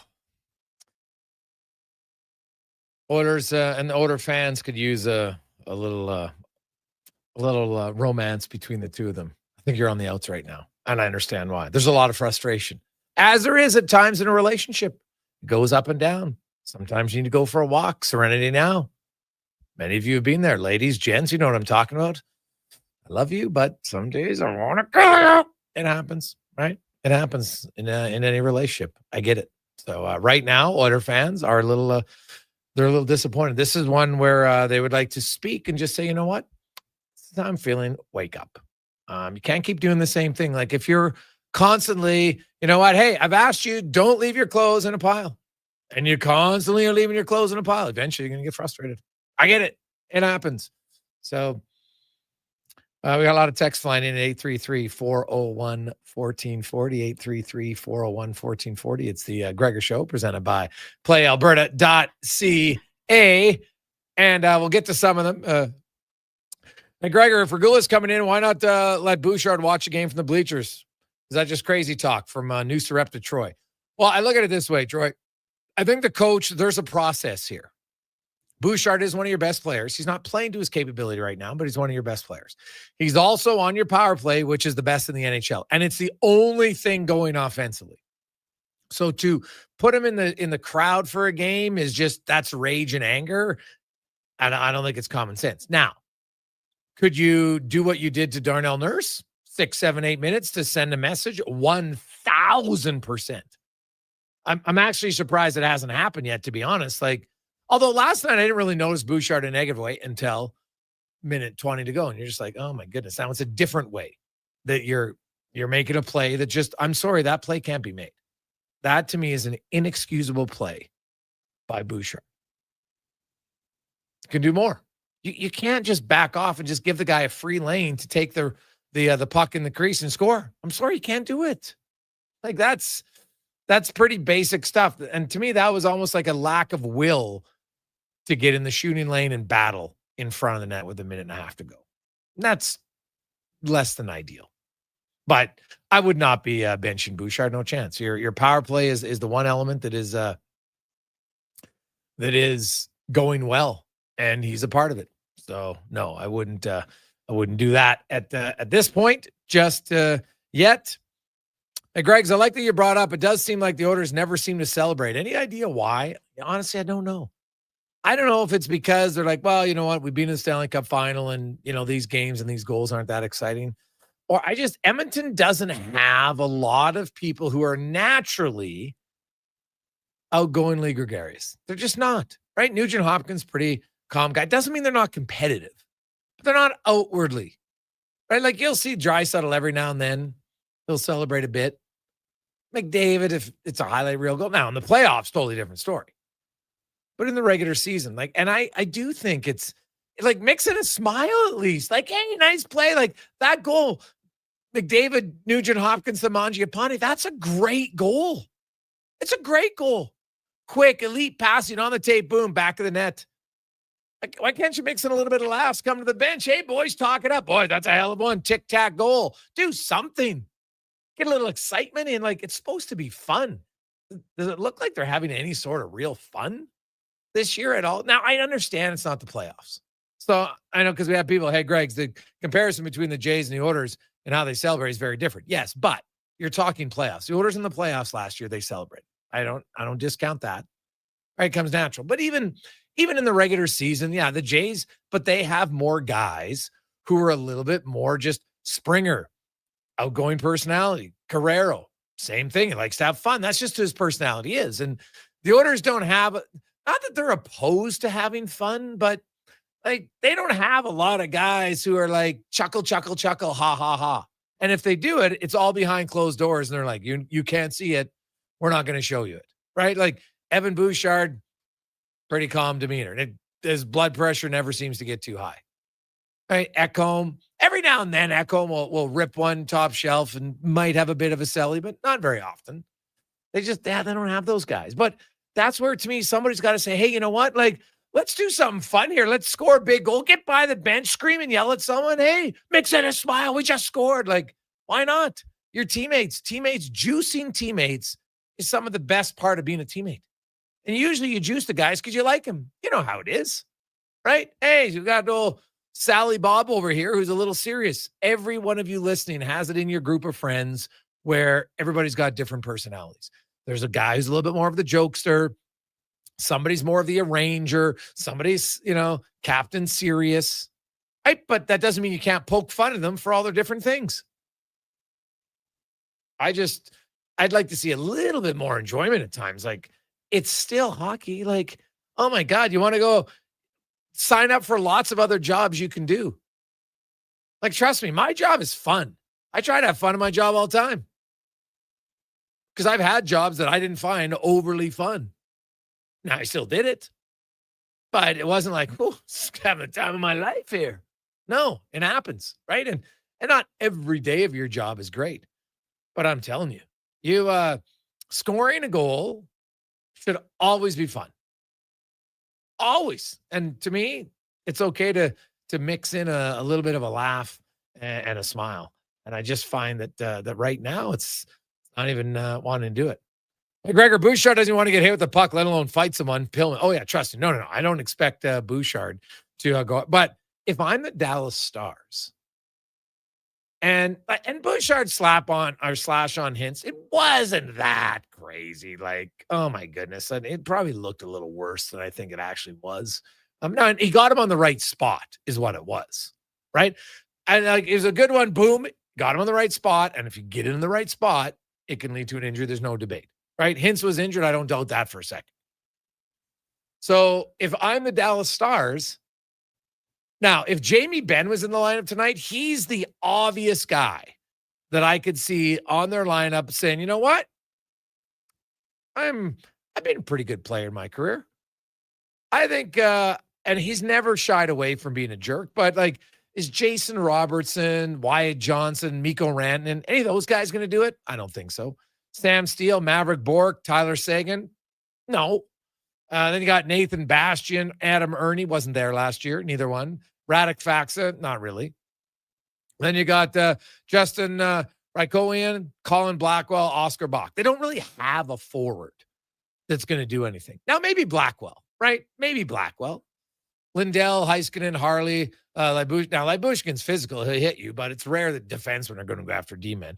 Now, Bichelle and Petrovic, yeah, like those two, sure, but Bouchard's not fighting them, right? Like they both know that. So now Darnell Nurse, on the other hand, I could see Bichelle challenging him. And I don't think the Oilers have they had a fight yet this year? I don't think so. Can you guys remember one in the regular season? I don't recall there being a tilt in an Oiler game this year. So, you know what? Wouldn't be a bad time for somebody like, you can get a little bit of emotion here in the game. Yeah, I don't think there's Oilers have had a fight at all. Well, I know they haven't. I haven't had a fight in the regular season yet. So, Corey Perry used to just go out there as the old man. I got to stir it up somehow. We'll see.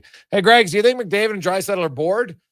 I wouldn't think they're bored. No, I think they understand that, the regular season, I don't expect it to be as intense as the playoffs, but you still need to make the playoffs, and that's what the regular season does. It gives you the opportunity, and in some cases, can give you a better opportunity mathematically if you finish higher, right? That's just how it goes. So, and Gregor with Bouchard, Knobloch's looking bad at the lack of consequences. The power play won't die if he's off at a game and he's reduced 5 on 5 minutes. Even stable the bench for the first half of the period tonight would be something.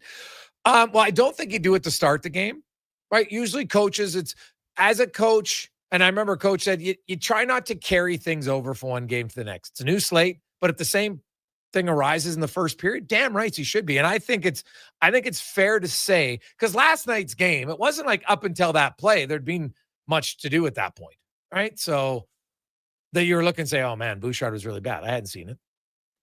Other games this year, 1,000%. He has had some rough moments.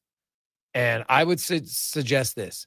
If Evan Bouchard in the first period or even the second period makes a play that is just deemed below their standard, I'm using their words now, at some point the head coach has to do something. And to me, there'd be no reason why not to do it right now. So,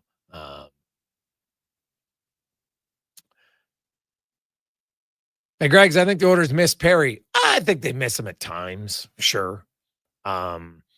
He had veteran savviness on when to ignite some emotion, no question. But I don't know if they he brought some elements that they miss, yes. Could he be helping the team? Maybe. I can't say 100%. Right? Like it's not going to help their power play. Like their power play is great. So, we'll see. Quick break. We'll come back. Dave McCarthy will join us here on Sports 1440, Oilers Nation, YouTube, Facebook, and X. It's a Gregor Show presented by PlayAlberta.ca. Get in the game, your one-stop shop where you have casino, live dealers, lottery, instant sports, and more. PlayAlberta.ca. I'm Grant Fedork from Leading Edge Physiotherapy, and people who suffer brain fog might think it's just going to be part of their life. But listen, I've seen a 38-year-old mom managing a concussion read her kid a bedtime story without losing the plot, all because of cognitive rehab that rewires the brain like a GPS reboot. Your brain isn't broken, it's buffering. One missed beat in focus, memory, or balance snowballs into frustration, falls, or forgotten keys. Stroke, concussion, long COVID, even aging can all lead to brain fog. Cognitive rehab works. Check us out at leadingedgephysio.com before your next "where'd I put my phone" moment. Whoa, who turned off all the lights? Experience the new charcoal menu at Booster Juice. Charcoal menu? Introducing the Eclipse Smoothie, Blackout Booster Mixer, and Midnight Booster Ball. Where's that voice coming from? Dark and delicious, made with activated charcoal. Can we please turn the lights back on? Sorry, I'm just excited about the new charcoal menu. Wow, that is good. Right? Available now, only at Booster Juice. Stories are told to make a point, and GS Construction takes them very seriously. We're not talking about fairy tales. GS Construction looks at the story old pipes tell us, a tale of time and pressure and endurance. So when those old pipes are ready to end their story, GS Construction starts a new chapter by repairing or rebuilding, or in some cases, renewing the underground infrastructure that supports our modern lives, making sure every community's story continues on safely and reliably. For more, visit gsconstruction.ca. I'm Colin Livingston, president of Cantork. Since 2016, we've been at the forefront of hydraulic torque wrenches in Canada. I'm delighted to share our latest venture, in-house production for quicker turnaround, superior quality, and heightened versatility. Experience excellence at cantork.com. Increase your lean muscle mass and fight age-related energy decline with Regenerlife Creatine. This high-quality third-party tested supplement helps replenish your body's energy stores to support your resistance training. Find it at Vitality Health Foods, where customer appreciation is the first Tuesday and Wednesday of every month. Start your day with a blast of sports. Kevin Carius, along with Brandon Douglas, brings the fire, the fun, and the fearless takes. Weekdays, 7 to 11. Text Kevin, 883-401-1440. Mornings with Sports 1440. Sure, your couch is comfortable, but watching the game is always better and on the rocks. With crystal clear TVs, you won't miss a single play, and the specials are a major league win. Pre-game warm-up starts with specials 30 minutes before the puck drops. Get 69-cent wings and $5.75 Molson Canadian and Coors Light drafts. And play score and win every game for your chance to win big. Be part of the action this hockey season. See the menu online at ontherocksyeg.com. Hi, Mike here from Northgate Chevrolet Buick GMC. It's not lost on me that this radio ad competes with a lot of other dealerships on the air. So what sets us apart? Honesty. At Northgate, we believe in giving you the very best price we can with the most value possible. We aren't giving away free trips or paying off your credit cards, but it is my promise you will get exactly what you paid for every time. Stop in and see us today, 13215 97th Street, or visit us online at northgategm.com. The future of female hockey is here. It's season 2 of the Female Super League, the first ever female-only independent hockey division in Western Canada, with teams from British Columbia, Alberta, Saskatchewan, and Manitoba. Featuring 16U, 14U, and 12U divisions, the FSL brings showcase weekends packed with thrilling games, and our 14U and 16U have been pioneering the advanced body checking rule, empowering young players. The Female Super League, where the best in female hockey takes center ice. Details at femalesuperleague.com.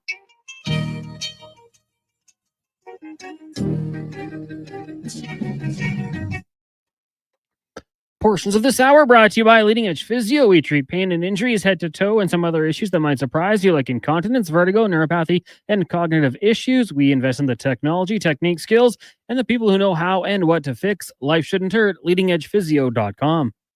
The Jason Gregor Show, the best of Edmonton sports talk and beyond. This is Sports 1440. Presented by PlayAlberta.ca, Alberta's only regulated online gambling website.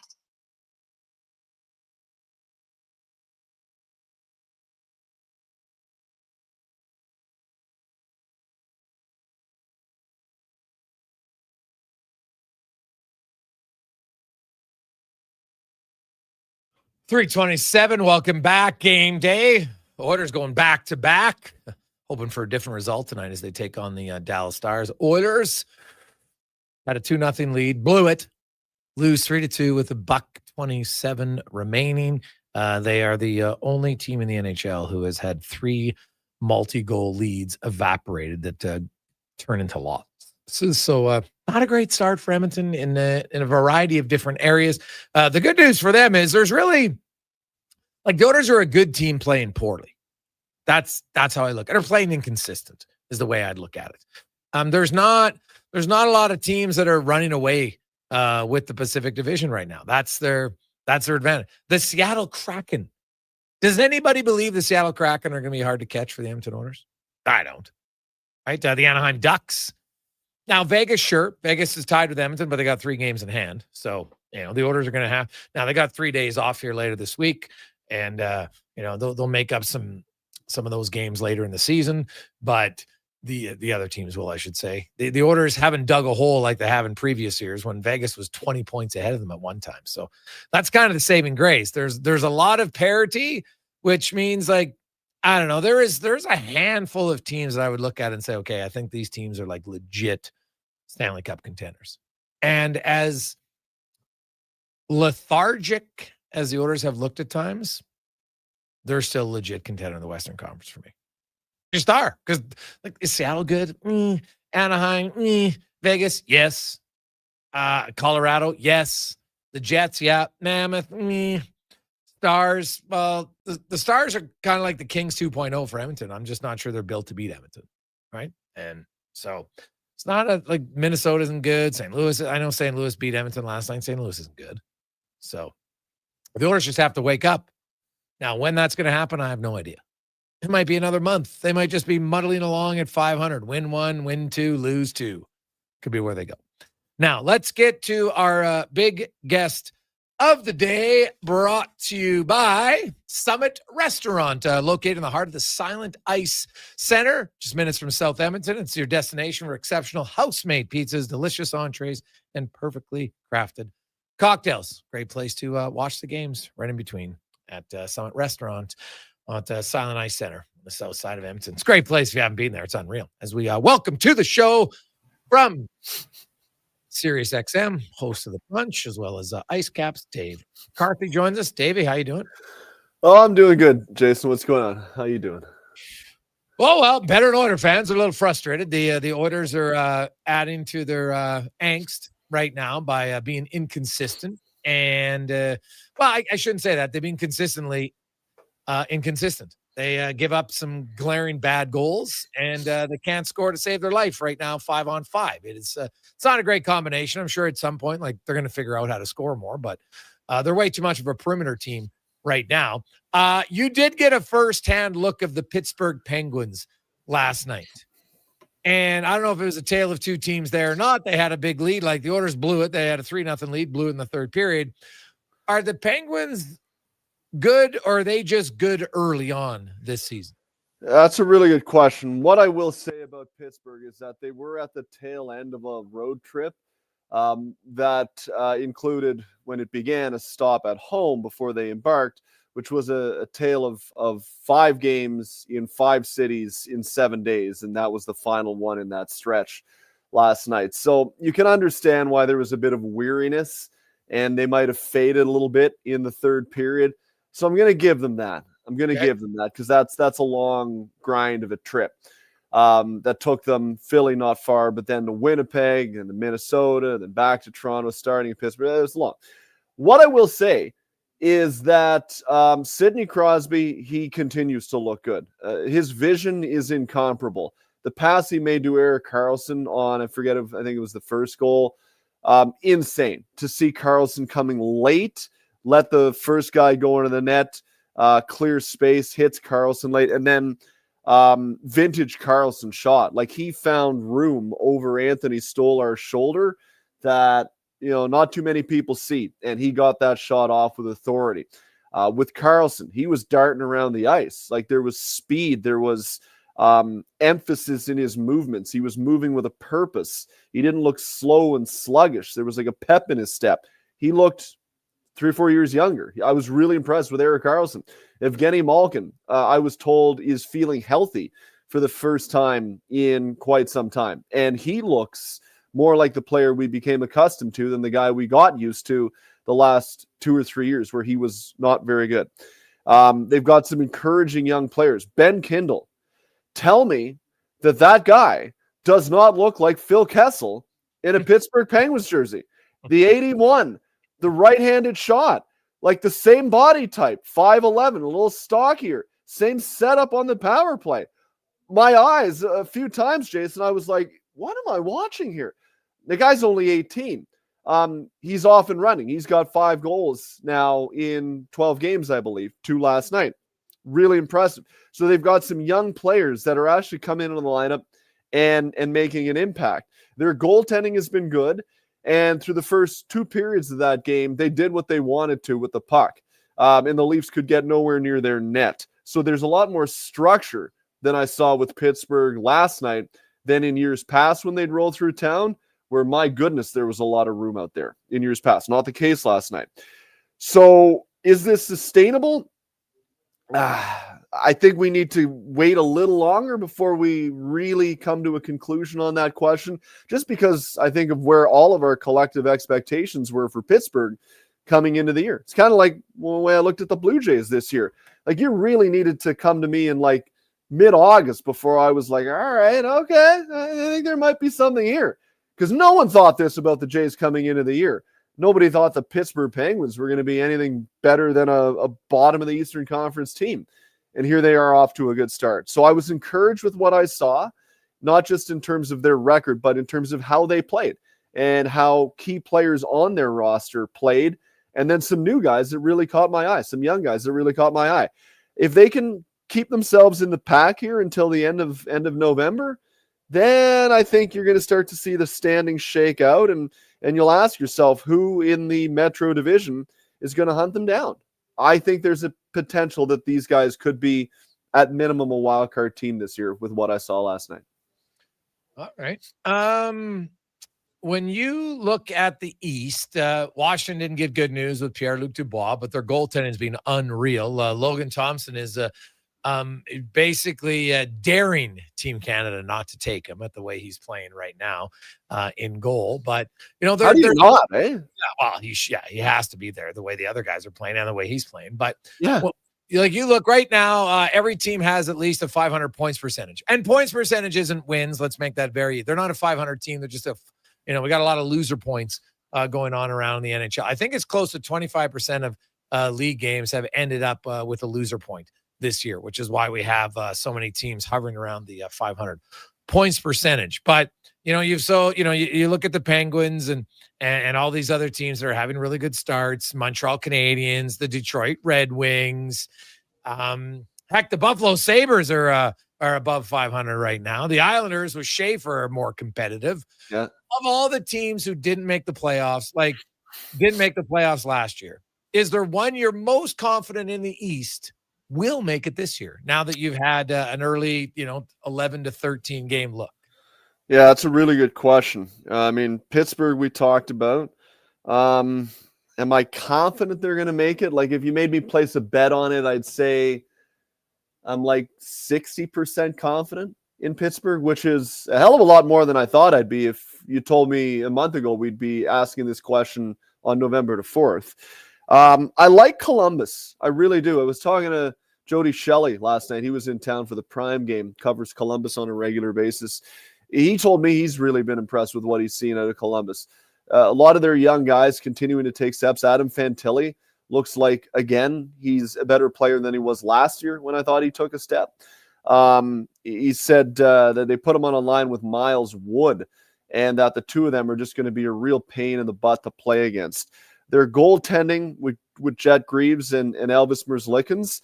Greaves is giving Merzlikins some support that he may not have had at times last year, and I think that's improving both of their play. And they brought in some veteran guys in the offseason, guys like Charlie Coyle, to help insulate that lineup a little bit.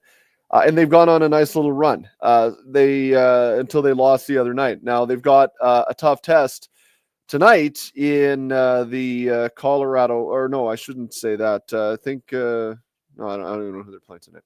I was mistaken there. But I think with Columbus, we saw a real good step last year where they were right there. They kind of stumbled in March, kind of shot themselves in the foot. They had like a 6-game losing streak in March. And if not for that, they probably should have made it. And they felt like they should have made it. That's not me saying they stubbed themselves in the foot. That's guys I talked to in the summer, guys like Eric Goodbranson, saying that, man, we felt we should have made it. So they've come into the year and they look like they're playing with a purpose. They're in the mix, and they've got a lot of encouraging young talent on that team. So, and I picked them at the beginning of the year, like a month ago, 2 months ago, when I was doing summer shows, as a team that I would bet on to make the playoffs in the East, who did not make it last year. And through this point, 12 games, I haven't seen anything where I should change my opinion on them. So I'm going to go with Columbus. All right. Well, they're getting great goaltending right now. There's no doubt about that. So Merzlikins looks better. Jed Greaves has looked better early on. What do you make of the Seattle Kraken? They don't score enough for my liking, but they have a lot of structure in their game.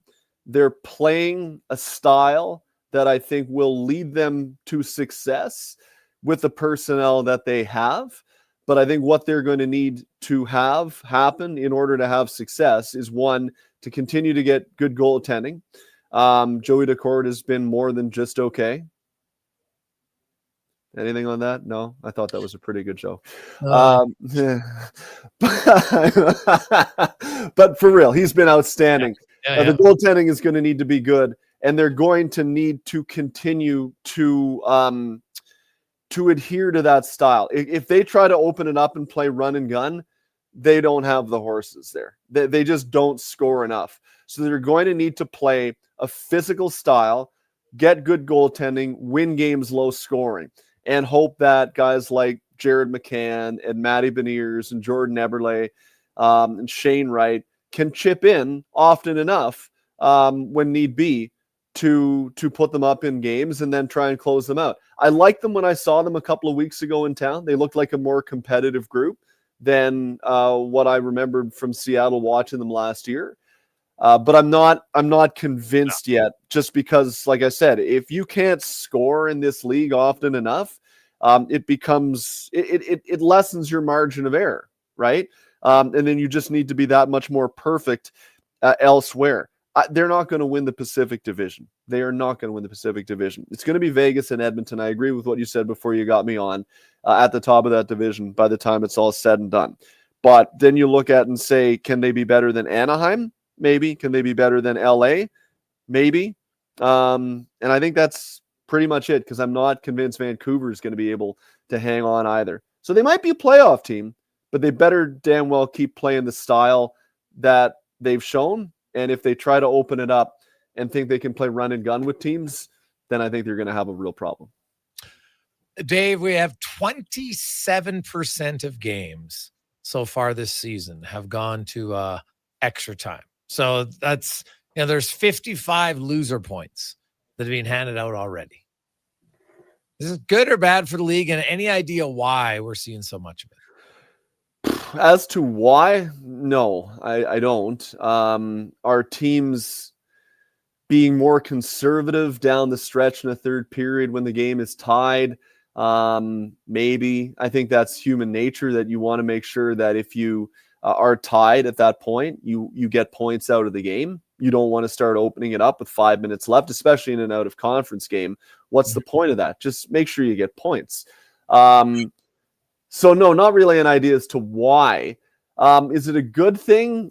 Honestly, I do think it is, because here we sit November the 4th, and at this point, there is only 5 teams that are below a 500 points percentage right now, which means there's a lot of teams still in the mix. And for smaller markets in the United States, it's important to be able to sell hope in the immediacy, right? If you're a team in a small market that only does well at the gate when the team is good, and you turn around and there's 68 games left to play, and you're like, 3-10 or 4-9, you're not making the playoffs. That's a tough sell. So I think ownership likes the fact that a lot of teams have a very easy sell right now. That look at us, we're either in a playoff position or we're 2 or 3 points out, and we can go on a run here. And it keeps excitement and an interest and attention on in marketplaces. I think that's a good thing. By the time the trade deadline rolls around, the standings will start to shape out in a way where certain teams will know they are not contenders for a playoff spot, and we'll get movement. I don't think it will inhibit all movement of any kind. I did think, though, Jason, that by this point, we would start to see some teams slide off a little bit more quickly because of the amount of teams that came into the year this year, either expecting to make the playoffs or having been in a rebuilding stage like a San Jose or an Anaheim. or a team like Columbus, if you will, for a long period of time that wants to take a step forward and play meaningful games down the stretch. Utah, another one of those teams. I did think it would be a little bit more drastic, a little bit more quickly, which teams are not going to be able to continue as playoff contenders. But so far, really, it hasn't shaped out that way. And the only teams that have really dropped off, Calgary, I didn't expect anything. San Jose, I didn't really expect anything. Nashville, I was of two minds about, and they haven't been all that good. Minnesota and St. Louis, I'm surprised. I thought they would be, they are the quintessential 500 team, right? They're always kind of hovering around that, and they're not right now. So that's a little bit of a surprise. Everyone else, maybe I thought it'd be a bit quicker. Thought we'd get maybe a little bit more movement a little bit quicker this year. We'll still get it, but I do think it's a good thing that a lot of marketplaces can continue to sell hope. Is Steven Stamkos slowing down that much, or is he just not a fit in Nashville? No, I don't think he's a fit in Nashville. He hasn't been a fit in Nashville since he rolled into town. Would he have been better if he had stayed in Tampa Bay? Maybe. I mean, it's one of those cautionary tales of, I think Stamkos got a little bit offended at the offer that he was given by Tampa Bay, and understandably so. But at this point in his career, what did he sign for? Like an extra $8 million total? Well, yeah, he signed for 4 years at 88 mil, but like Tampa Bay, I don't think Tampa Bay wanted. Like they wanted him at $5 million, right? That's even more than I heard. I heard they offered him 8 years times $3 million. Oh well, there you go. So, which would have been 24. So my point being is that he signed for 32. He was offered 24. Over half the time, though, he got. Oh, 30. I know, I understand that, but man, like he's done well in his career. The fit is good. You don't have to move your family. You knew your role there, and it worked. Would you be more happy coming to the rink every day? You'd still be in a good situation. The team would still probably be good. You'd be probably playing a little bit better. I don't know. Like everyone's entitled to make their own decisions. I don't fault him for doing it because, hey, if I was in his shoes after everything I've given to the team, and you feel offended with the offer they gave, yeah, I might have been like, yeah, screw you too. But then, sometimes it is important to step back and say, okay, well, big picture, how much is all that worth? And would it have been better for him to stay? I don't know. It could have been worse because he hasn't been any good in Nashville. And now it's like, is he going to move again? Does Nashville want to try to move him along because he's just not performing up to par?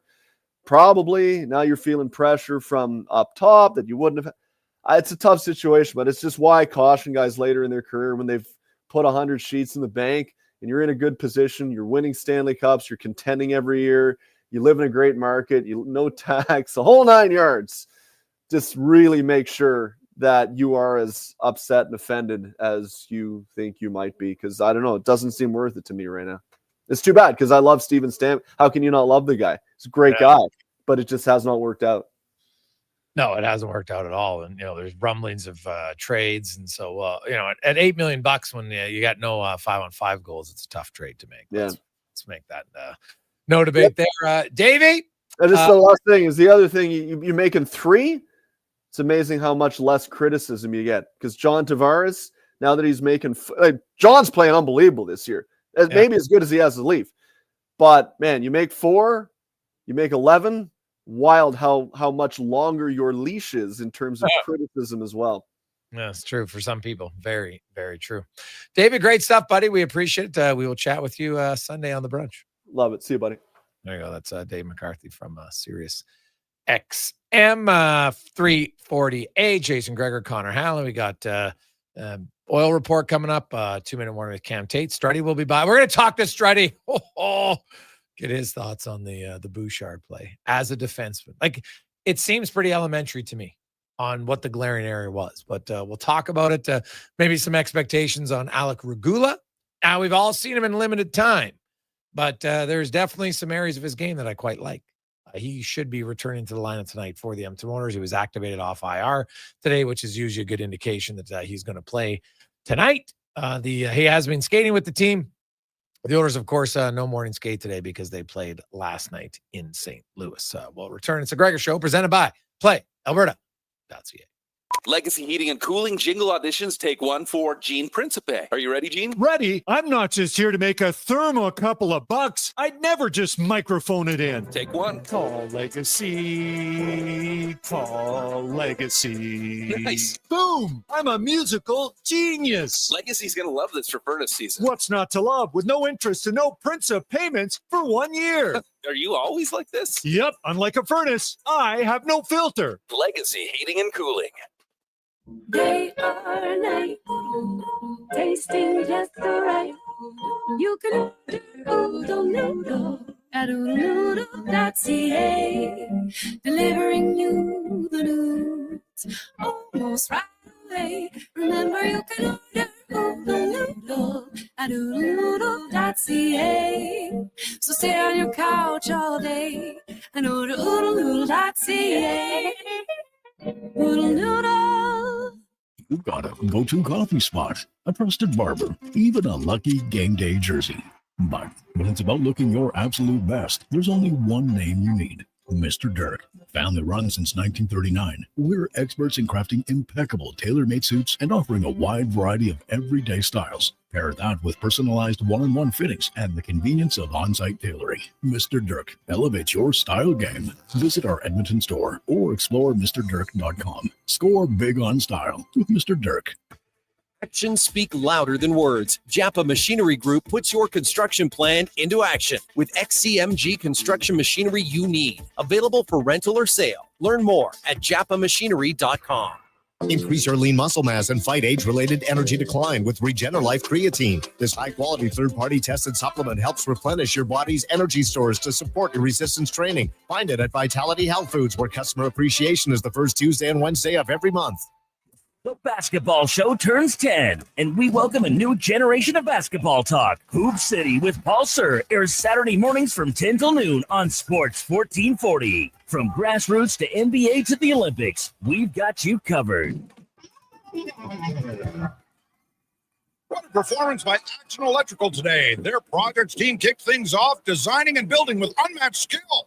Then the service team swoops in for those crucial repairs and maintenance. And don't forget the testing team, ensuring everything's safe and sound before the solar team scores with sustainable energy. A complete team effort. Have Action Electrical bring home a win for you and your project. Visit actionelectrical.net. It's a new season, Edmonton, which means it's time for new offers. Play Alberta is offering odds boosts on every Oilers game all season long. This is your chance to score big. And for a limited time only, our listeners can get an exclusive $50 free bet when they deposit $50 using code Gregor50. That's code Gregor50 for an exclusive $50 free bet. Alberta wins with Play Alberta. Must be 18 plus to play. If you gamble, please use your game sense. PlayAlberta.ca. It's your last chance to grab tickets for the Jason Gregor Pizza Pig Out, presented by GS Construction. Thursday, November 6th at the Canadian Ice House, indulge in unlimited pizza from amazing local pizzerias while you help raise some dough for Kids Sport. Then vote for your favorite slice to help crown the People's Choice Award winners. Tickets to join Edmonton's biggest and best adult pizza party are just $30. Head to jasongregorpizzapigout.com for more details and to buy tickets. Hey there, this is your wake-up call. It's time to change to your winter tires. Unless you want to be sliding and swerving around icy roads like you're some kind of dummy. Head to Big Toy Shop and get it done right for a great price. We won't lie to you, inflate your bill, or waste your time. Time to change your tires. Big Toy Shop, 8315 Argyle Road. 780-298-2797.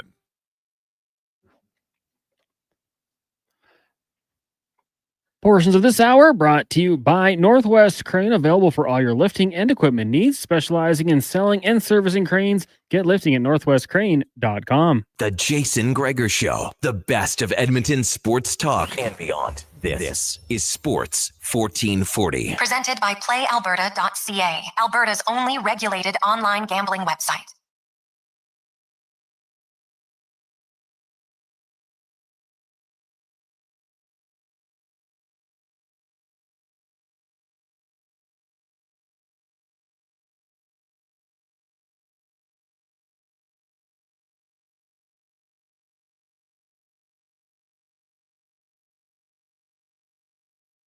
3:54. Welcome back, Jason Gregor, Connor Halley.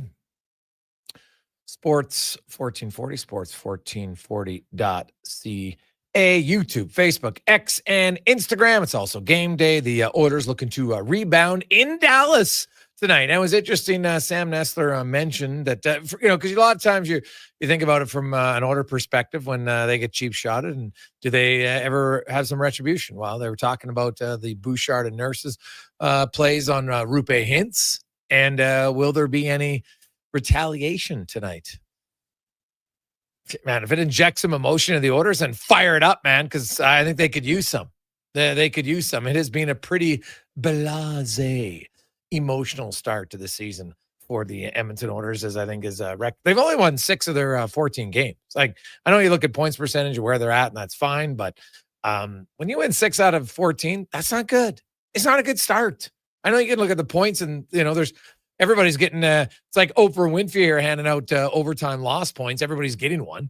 It's ridiculous early on this season, but we'll see if it gets any better here. Teams maybe find out ways to win in regulation or not.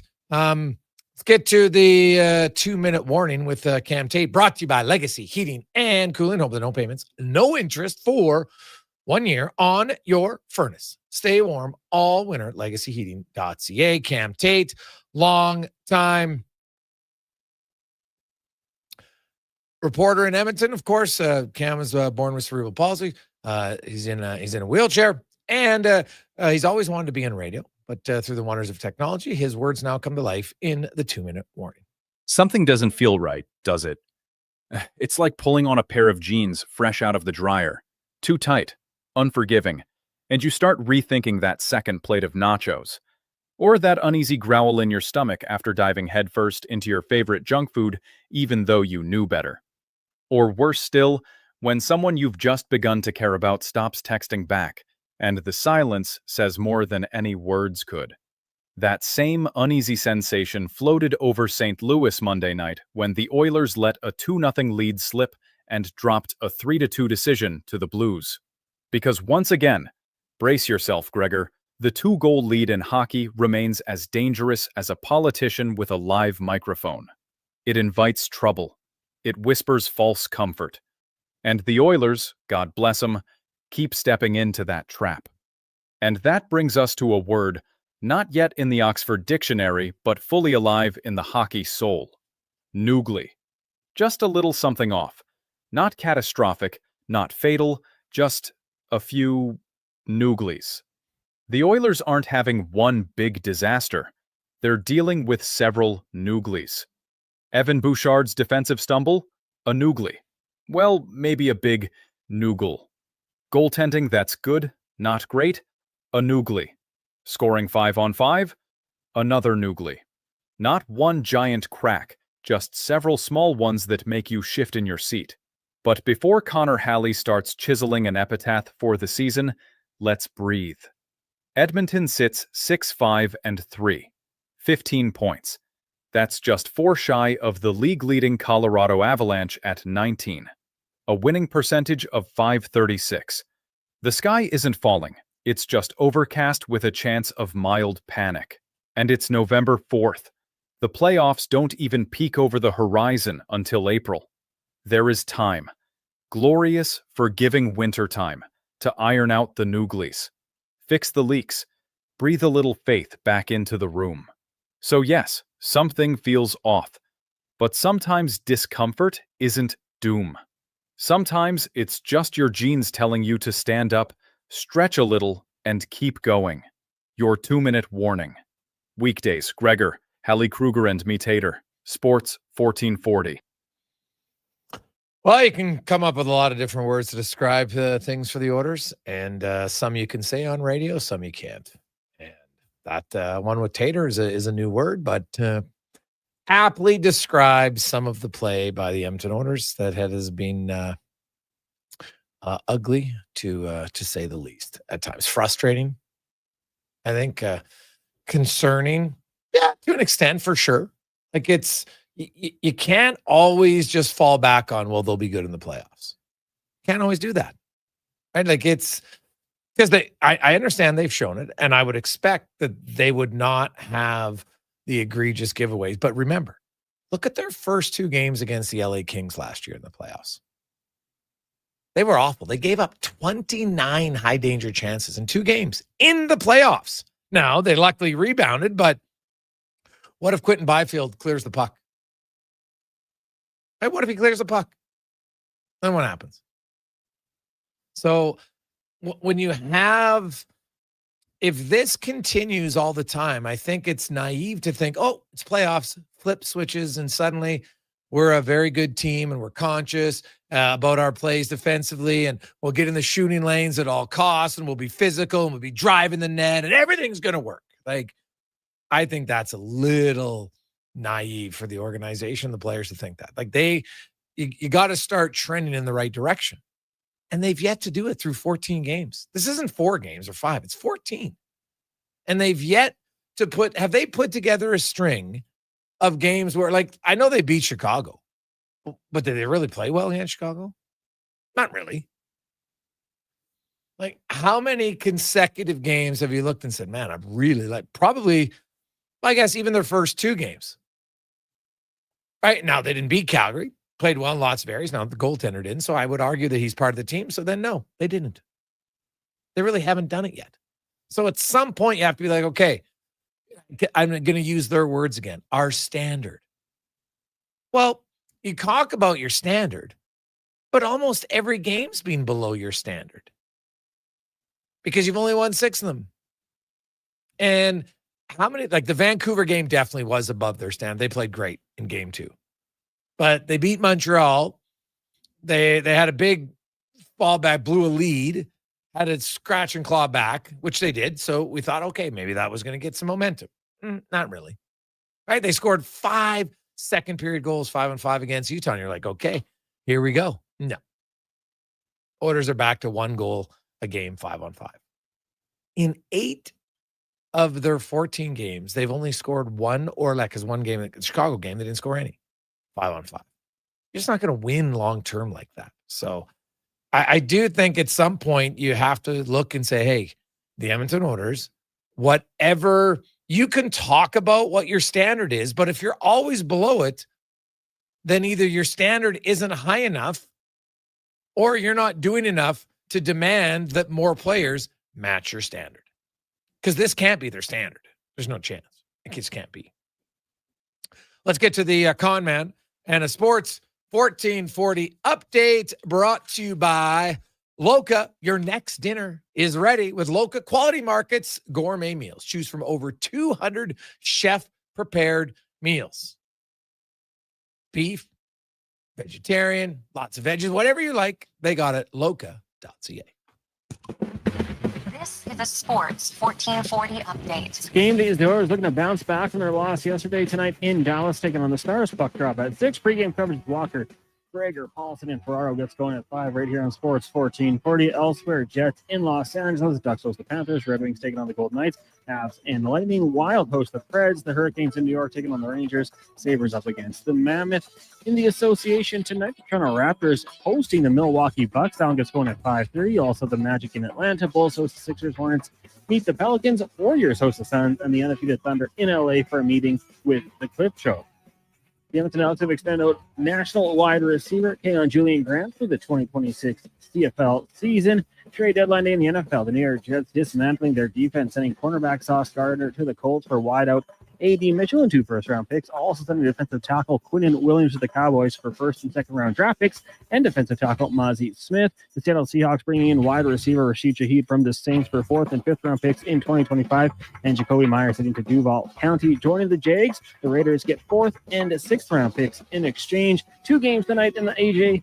We got Grand Prairie in Calgary, Drumheller hosting Fort Mac. Both those games starting at 7. Coming up in hour 3 of the Jason Gregor Show, we'll be joined by former NHLer Jason Strudwick, and we'll ask 5 questions. I'm Connor Halley. This has been a Sports 1440 update. Sports 1440, Stingray radio station. CKJR broadcasts from West Edmonton Mall and Wetaskiwin. Download the free Stingray music app and listen wherever you go. Legacy Heating and Cooling is the only place to call for heating your home. So when it's time to replace your old furnace, Four. Welcome back, Jason Gregor. 54. Welcome back, Jason Gregor. Legacy even heats your shower with hot water tank. And with no Turn to interest Gregor and Show, no presented payment by for 1 year, Player it can Alberta. only be Legacy Heating and Cooling. Jason Gregor. Tasting just so right. You can order oodle noodle at oodle noodle. My phone moment. Delivering you the news almost right away. Remember, you can order. Order's going back to. At oodle noodle. Welcome back, game. So stay on your couch all day and order oodle noodle.ca. Oodle noodle. Whether you're a craft beer connoisseur or more of a wine aficionado, there's always something new to discover Fans at could- Sherbrooke. And- A unique family. 10. The selection, incredible. The non-alcohol section is also very impressive. Orders and Sherbrooke order Liquor, fans could. expert, knowledgeable staff with a passion for unique finds. More than just a liquor store, we're a community. Alberta's best, the one and only Sherbrooke Liquor. Wine, spirits, and oodles of beer. Visit SherbrookeLiquor.com. Wondering what you can afford? Let Go Auto do the math with our free car loan calculator. No pressure, no awkward convos, just quick answers on your budget and payments. Bad credit? No credit? We got you. Text CHECK to 780-777-7777. That's CHECK to 780-all-7. Find out what you qualify for and start shopping with confidence. Go Auto. Drive what you love with payments that make sense. Looking for the perfect gift? Give the gift of great taste with a Loca Quality Market gift card. Redeemable at any Loca Quality Market or Loca operated restaurant. It's a treat for food lovers. Ready anytime. Grab yours today at loca.ca. Increase your lean muscle mass and fight age-related energy decline with Regener-Life Creatine. This high-quality third-party tested supplement helps replenish your body's energy stores to support your resistance training. Find it at Vitality Health Foods, where customer appreciation is the first Tuesday and Wednesday of every month. The job won't wait. Why should you? At AWS Welding Supplies and Repairs, conveniently located in Nisku, we've got everything you need to get it done. From product sales to servicing and calibrating machines, we're your one-stop shop. We're a proud, locally owned and operated business, committed to serving our community with a proven track record of customer service. Don't let a broken tool slow you down. We offer fast repairs and free same-day delivery of in-stock items to Leduc, Nisku, and South Edmonton. AWS Welding. We make it happen. This is Hoop City with Paul Sir on Sports 1440. They do have a timeout. Decide not to use it. Curry, way downtown. Bang! Bang! Oh, what a shot from Curry! We did it! Here's your host, Paul Sir. I hear the train. Backed by popular demand, Folsom Prison Revisited. The story of one of the greatest concerts in history returns to the Jubilee Auditorium November 22nd. Step back in time before, during, and after this iconic Johnny Cash performance. You'll relive an event that changed the life of Johnny Cash and changed music forever. Tickets at Ticketmaster.ca and the Jubilee box office. Brought to you by Stars and Stories Live.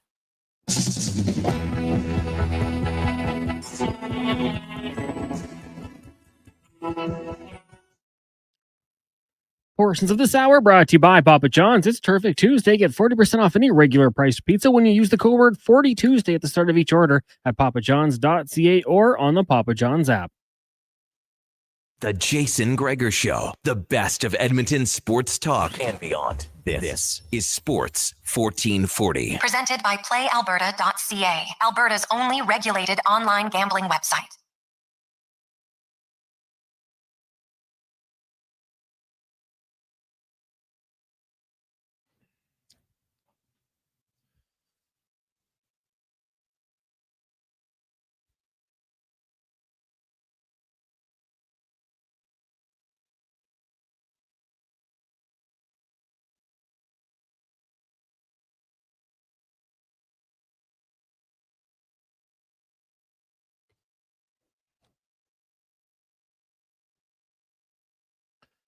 Just after 4 o'clock. Welcome back. Jason Gregor, Connor Halley, Sports 1440, sports1440.ca. That's Oilers Nation, YouTube, Facebook, X, and Instagram. Over at sports1440.ca. Say hi to Declan and Kruger. They're manning the ship online. Always some good debates, discussions going on there as well in our text line, 833-401-1440, 833-401-1440. The Gregor Show is always brought to you by PlayAlberta.ca. Alberta's only regulated on gambling website where 100% of the revenue stays right here in the province of PlayAlberta.ca. We're going to get to the oil report brought to you by Go Auto, where 15,000 vehicles for you to choose from at any one of their locations all across the province, the city, wherever you need a vehicle. GoAuto.ca, best place to shop. Now, the Oilers are in Dallas tonight. We know that Stuart Skinner is starting in goal. He'll go up against Casey DeSmith as Jake Ottinger, him and his family celebrating as him and his wife welcomed a baby recently. And so he's on dad watch, and he is not playing tonight. DeSmith has started 3 games this season for the Dallas Stars. He is 1-1. His numbers aren't flattering, but they kind of reflect how the team has played in front of him in those games. His expected save percentage is like .868. His actual save percentage is .873. So they've given up a lot in his time. He's got a 3.28 goals against average. They don't give up a massive amount of shots, but when they have, they've been like grade A chances. So can the Oilers score much tonight? We'll see. Here's the thing about the Dallas Stars. Like, you want to talk about low event hockey. The Dallas Stars have scored the fewest 5-on-5 goals in the National Hockey League with only 17 so far this season. But the problem is, you're the Oilers like, oh, great, we'll outscore them. Well, no, they don't give up much. They've only given up 19. Now, they played 12 games, but still, they've only given up 19 goals, 5-on-5. They've scored 17. It's wild that you can be 4th best in allowing goals against 5-on-5, but still be a minus team 5-on-5. That's wild. Right? Like, they're the 4th best, tied for 4th best in fewest goals against. Yet, they're still a minus team at 5-on-5 because they've only scored 17 goals. So, you think the Oilers are struggling 5-on-5 to score. The Dallas Stars are really struggling. Meanwhile, the Oilers have, I mentioned last year, like the Oilers last season were the number 1 team in the NHL in shots or per 60 at 5-on-5. They're the best team in the league. They got a ton of shots. They ended up a top 10 scoring team. This year, the Edmonton Oilers are 18th in 5-on-5 goals. They have scored more than 2 goals 5-on-5 only twice this year. That's 14% of their games. Last year, they were at 35%. That is a significant difference. And, you can look at it's not like you can just pinpoint one player on the Edmonton Oilers. It is a team-wide virus that has infected lots of their players 5-on-5. Like Connor McDavid has been, him and Leon Draisaitl are, I think it's top 4 when it comes to 5-on-5 production here the last 6 years. Like, they produce points 5-on-5. Connor McDavid, he did get an assist last night. It was a very nice goal by Andrew Mangiapane. But McDavid only has 1 goal 5-on-5 so far this season. He's got 5 points. Now, McDavid's point totals overall, nothing to complain about. He's got 19 points, tied for second in the NHL. Right? The power play is absolutely killing it. It's awesome. But you look at the Oilers 5-on-5, and now you'll sit there and say, because they got 15 different players who have scored a goal. That part is good. And, one of them is Jake Wallman. He has 6 assists. He's only played 8 games. So Wallman's production actually 5-on-5 has been quite good. 6 points in 8 games. That ties him. Like, Wallman's only played 8 games, and he's tied for the team lead in 5-on-5 scoring. Like, for Leon Draisaitl, he has 6 points. He's not even a half a game player 5-on-5. It's well below. Connor McDavid has never scored less than 50 points 5-on-5, except his rookie season when obviously he got injured and missed 37 games. Even the year that they only played a 56-game season, he still had 50 points 5-on-5. He has 5. It's not great at all, right? Not at all. Like, you look at him, he's on pace for under 30 points 5-on-5 right now. So there's nowhere where you can look and say, wow, they're like, the only guy you would look and say, man, his 5-on-5 production is better than you would expect is Darnell Nurse. He has 3 goals 5-on-5 in 14 games. That would give him 15 goals, actually close to 17 goals 5-on-5. That'd be unreal for a defenseman. Other than that, there's everybody else as collectively as a team, I think is underachieving. Mangiapane probably would be second because he has 3. So him, if he had 16 or 17 goals 5-on-5, that'd be excellent. So 2 guys. After that, it's a lot of players who are underachieving in their production. Lots of guys who are playing bigger minutes, right? And that it's got to improve. Evan Bouchard doesn't have a goal 5-on-5. Right? And he plays the second most minutes on your team. So their 5-on-5 scoring is a big problem. We know that defending at key moments has been a big problem. Like that big bomb that they seem to throw off in their own zone that leads to a goal against. That's hurting them. A big major gaff, and all of a sudden it's like all this work, man, we haven't given up much. We're not giving up a lot of shots. Playing well. And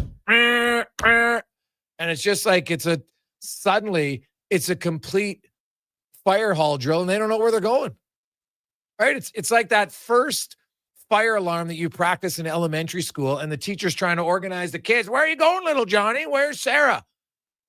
That's what the orders seem to do. They'll be like, oh, we're good. We're in control. Like, look at the third period last night. They didn't give up much. And then Evan Bouchard decides, hey, boys, I'm not going to protect the front of the net. I'm just going to slide out to the side. Now, if there was no St. Louis player there and you're like, I want my goalie to see a point shot clearly, that would make sense.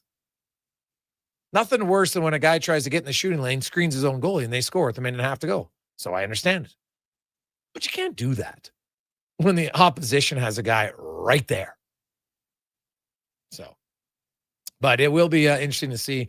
The Oilers are a team that's not scoring a ton 5-on-5, although compared to the Dallas Stars, they look like a juggernaut 5-on-5. It is surprising to me. Like, you look at Dallas and the lack of points. Like, Rupe Hintz, he's only played 8 games, but he has no goals and 2 assists.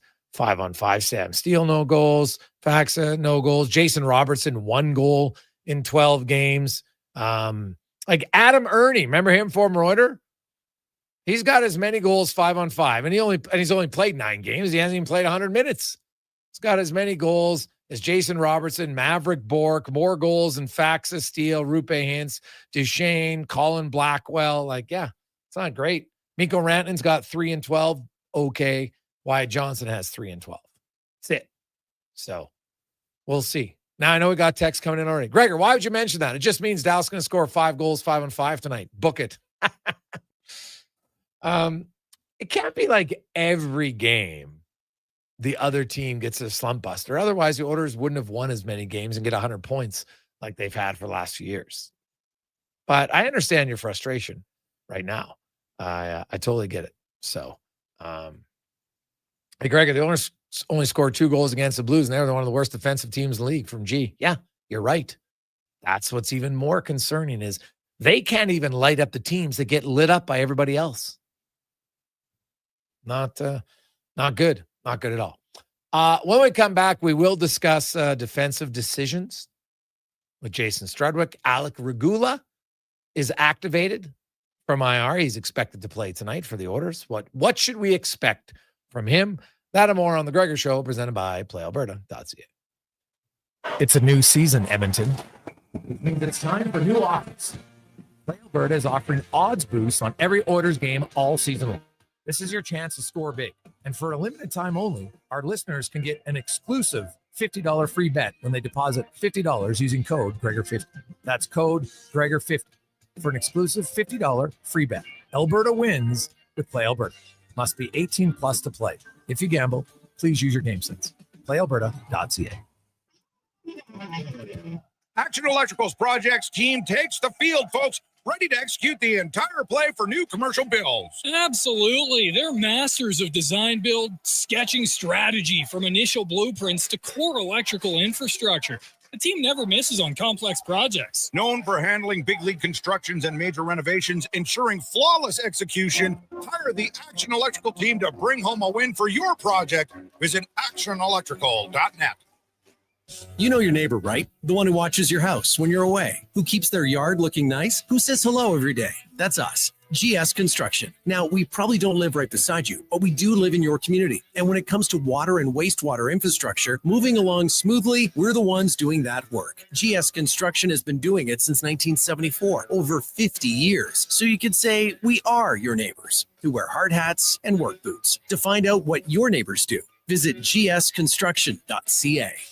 The Hockey Super League is proud to launch its 9th season, delivering independent, borderless hockey. This year, over 125 teams will compete across Alberta, Saskatchewan, and for the first time ever, Colorado, USA, which showcase style action, cross-province rivalries, and a strong commitment to player development. The HSL is the premier destination for families seeking balance and athletes chasing the next level. The Hockey Super League. Hockey without limits. For athletes born in 2013 to 2018, visit hockeysuperleague.com to learn more. Smart, connected, community driven. Jason Gregor sets the standard for sports talk in Edmonton. Join the conversation on Sports 1440. Text Gregor 833-401-1440. Sports 1440, where Edmonton talks sports. It's your last chance to grab tickets for the Jason Gregor Pizza Pig Out, presented by GS Construction.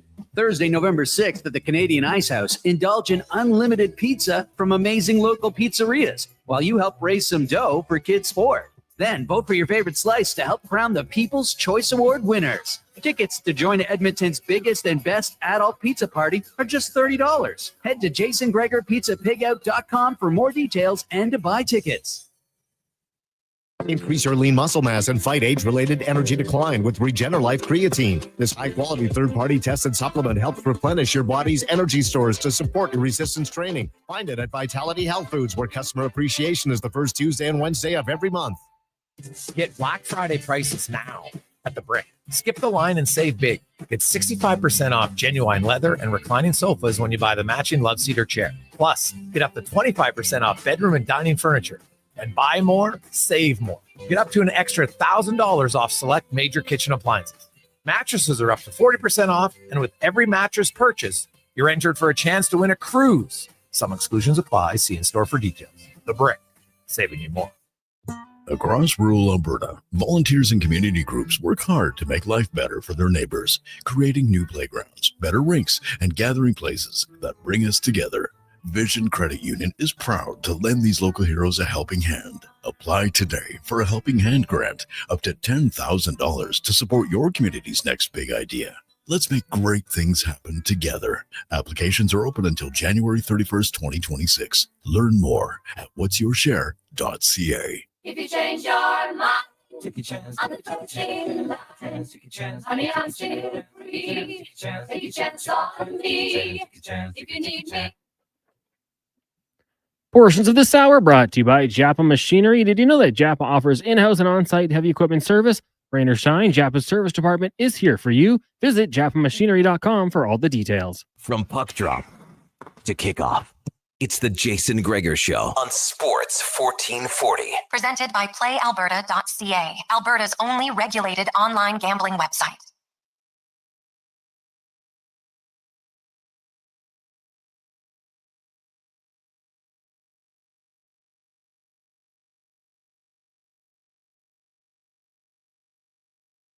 .423, welcome back. Gregor, Halley, Declan Kruger, Sports 1440, sports1440.ca on a lovely Tuesday afternoon. Gregor Show is always brought to you by PlayAlberta.ca and the Edmonton Owners tonight at PlayAlberta.ca. A little bit of an underdog in Dallas, so if you're feeling the love, check it out, PlayAlberta.ca as the Oilers and the Stars. Man, if there was one, you know me, Cons, I'm not a fan of the unders, but when you look at 6.5 and you consider that the Stars are the lowest scoring team 5-on-5 in the NHL, they also don't give up many goals 5-on-5. The Oilers right now can't score to save their life 5-on-5.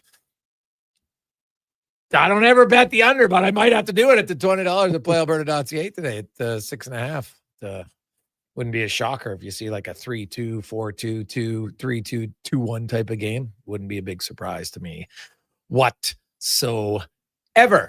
As we go around the NHL and Struds On, brought to you by McDonald's, where you have a few days left to peel like a winner. That's right. Double your chances when you originally buy your McDonald's and then go peel again on the app. Double your chances to win. Great prizes, but only until Sunday at McDonald's.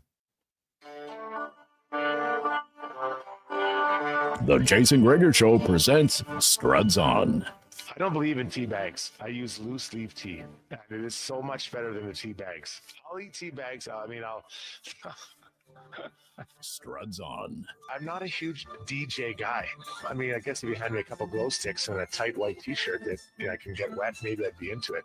Struds On. There's a lone steakhouse I used to go to down in Kentucky, and they had bowls of peanuts. I wasn't sucking on those ones. You know, I mean, you need to have clean nut. I'm talking about the kind you get in a bag at an Elks game. You know what I mean? It's time for Struds On. 425, Struddy, how are you doing? Great. How are you making out, buddy? Hey, I'm good. So at the Jason Strudywick D camp, when you're teaching defensemen how to defend a point shot, would you be using the video of Evan Bouchard last night on what not to do? Oh, boy, that was not a good look. So as a D-man, you have two choices in front of your net. A, you front the shot. So that means you step in front of the offensive player with the intention of blocking the shot, knocking it down. So there's no issue. And a lot of the New Jersey Devils used to do that a lot under Jacques Lemaire. Okay, so he didn't do that. Number two, you make sure you maintain inside position. So you're between your man and the net. So that when there is a shot and there's a rebound, you can now turn and create some space between your goalie and yourself in which you can handle the rebound or he can swallow up the rebound. Well, Evan, he played it like I might see at, the old men's league at Southside where it's late at night. I don't want to get hit in the face and I pull out. And I know it. I get that. But that's the job, right? That's the job you signed up for. So you have to create some contact in front of your guy there.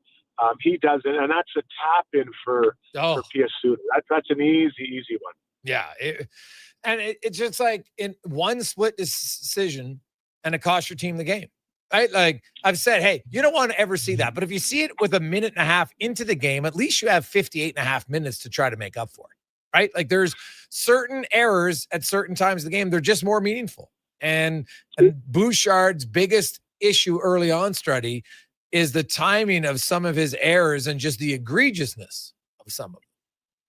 And that was a big one. But on that play, Griggs, there is one that I would say as big as that. Okay. And do you remember in that intro, the guy where I'm like, who was the player I went after, the D-man, who was pretending to get in Sidney Crosby's lane? Martin Marincin. Martin Marincin. I've been trying to think about it. I almost text you and Connor to remember.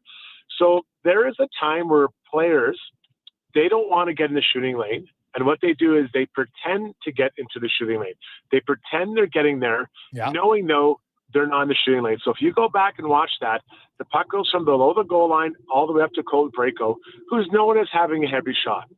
Jack Roslovic goes and moves toward the shooting lane, stops short of it. And that puck off a Braco stick, it doesn't go left or right. It hits on the middle of the net. So your job as a forward going out to that defender, that shooter in this case, is to A, get in the shooting lane so he blocked the shot, or B, get in the shooting lane to make that D-man have to shoot around you or miss the net. Roslovic looked like he had intention of getting there, but he, in my opinion, had no intention of getting there. So now that puck goes right through there. It hits Pickard, and there's a small rebound lane there. I felt he could have handled that differently. And then you have Bouchard pulling out. So three guys contribute to it. We can do mistake A, B, or C, but in order it was Roslovic, the rebound, and then Bouchard. And if any one of them had handled it differently, that's no problem, right? If you get in the shooting lane by Roslovic, it's not a shot on goal. If he follows up the rebound, it's no issue. If Bouchard boxes out, it's over. So 3 players contributed to a goal against. So imagine that 3 guys had to make the wrong play to get something that is a real no chance, Griggs, and turns into a really, it was a high scoring chance and really the best one that maybe St. Louis had in the third. Oh, well, it was. I think they only had 2 shots on goal in that whole period, right? And so, and that's the thing. So the Oilers aren't giving up much, Struds, but you defended a lot. Right now, 5-on-5, it looks very easy to defend the Edmonton Oilers. It does. And, and it's funny because we've been through this now 3 years in a row. It's our 3rd fall getting on talking about the Edmonton Oilers. And there's just not that desperation to get to the middle of the ice and to score and to make those types of things happen. And you know what? I think there are times settling, maybe just to bank it back to the D and the D are shooting. I think there's a time for that. I have no problem with that. But also there's a time to walk out of the corner or attack the blue paint with the puck, drive the far post, all those types of things that are also available to you. But those things at times hurt, or maybe it's a little bit too hard. So I don't see really desperation in the Oilers game. They got up 2-0. I think we got this one, and then they weren't able to get that 3rd goal, which kind of puts them over the top and buries them. And now here we are. You're sitting. Well, we lost that one. You got a tough one against Dallas tonight, although slightly superior lineup there in Dallas. But it's just there's not the desperation on the offensive end just to get to the net or get to that puck that we've seen previously in the deep runs they've had in the playoffs. Yeah, well, and I understand, but like I said earlier, if the theory is you're just going to flip a switch in the playoffs, they didn't flip a switch in the playoffs. Their first 2 games in the playoffs last year were awful. They gave up 28 high danger chances. And if Quentin Byfield clears the puck, they might lose that series, right? We're not talking about a Stanley Cup final. And so at some point their switch has to flip here, Struddy. And here's the other thing I notice about this team. Like, are they allergic? Like, are you not allowed to celebrate goals in Edmonton anymore? Like, if you score goals, it's just like, oh, okay, I tap you on the helmet. Like, are they not the most unexcited team you've ever seen on goal scoring? Yeah. So, there are some, like you think about the goal Matt Savoy scored the other day. I don't believe that he dreamt it up that way. No. That would be the way it goes in, but that's his first goal. And it should be a source of excitement for him, but energy for the team. And I didn't really think it got anyone kind of going. And, listen, the Oilers, there's no doubt they've played much more important games in the last 2 years than they are right now. But find a way to create energy. And a lot of times those are celebrating small things that happen over the course of a game. A big hit or a great shift. And talk about it on the bench. Man, I love the great shift from you guys. Or someone scores a goal or a block shot. And that's how you get energy because they look flat. Oh, right? God, They're yes. flat. And not just the goal scoring. And your point is well made. And I totally agree with that. So how do you get energy into this group? And Knobloch's a pretty calm guy as well. And I like that. I actually would like that from my coach. But I was the opposite. I was talking, I was chatting, get everyone going, firing guys up. When you block a shot, I said, that doesn't hurt. Like all that kind of stuff, or it feels good. Like just to get the energy going on the bench. And listen, I wasn't perfect, but finding a way to create energy on a group and trying to find a way to get excited about these games that, you're not really excited about, that's the key. And you're looking at your young guys, you're looking at your new guys on the team, and then the older guys allowing that to happen or contributing to it when someone else starts. Yeah. And so my question is, Starty, like at some point, somebody in the room has to realize this. And because like Connor Brown was supposedly a kind of a funny guy, and Corey Perry would say stuff like, somebody's got to speak up at some point here and be like, hey, even if I'm not the guy, I got to start doing something here to get guys, mix in a smile every now and then. Yeah. And just finding that energy. So, to me, and you're in the room all the time, so I don't know much, but that Ike Howard seems to have a bit of this in him. Even at the draft, when he said, they commented on he said, I'm the best looking guy here. Like, I love that. I absolutely, how I feel about that. I love that. And, I wonder what he's like. And then is he given some space to maybe show some of that? Right. And not in a way that is going to be detrimental to the team, but I always loved it when the young guys would be around because everything's new. Every arena's new. Every restaurant in every city you go to, every hotel. The first time they play against Sid, the first time they play against XYZ, like it's all exciting. And I would want to sit close to them and hear what they have to say. Then they'd ask you questions, and I love that. I fed off that. But you have to allow yourself as an older guy to be part of those conversations and kind of get jacked up about it. Oh, my mom and dad are here tonight. That's awesome. Even they've never seen you play in whatever, Dallas or whatever. Come on, boys, let's get some money on the board. Like putting money on the board for no reason. And you can just start it, $500 if we win for whatever. Like if Strudwick gets a good haircut, I love that creating that energy. And that doesn't get you the Stanley Cup, but it creates energy in your team at a time when you need it. And the Oilers are flat. They need it now. Yeah, 100%. Jason Strudwick joins us. Struds, I know it's a small sample size, but what did you see from Regula, and what are you expecting now that he's going to get back in the lineup? Well, first off, health is a big thing for this guy, and staying healthy. What's your saying? Ability isn't the only availability. The best ability is dependability or availability. And there you go. So, he missed last year. He had a good start to the year, good training camp, but then he gets, knocked around and hurt again. So I'm not saying it's his fault, but it's luck. Part of it's luck for sure.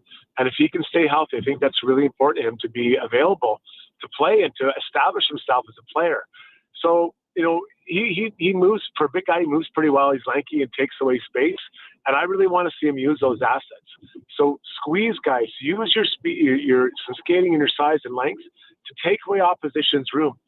You look at a lot of teams now, they want long-limbed, big defensemen that can move around and skate because they take away time and space. Well, then do it. That's what he can do.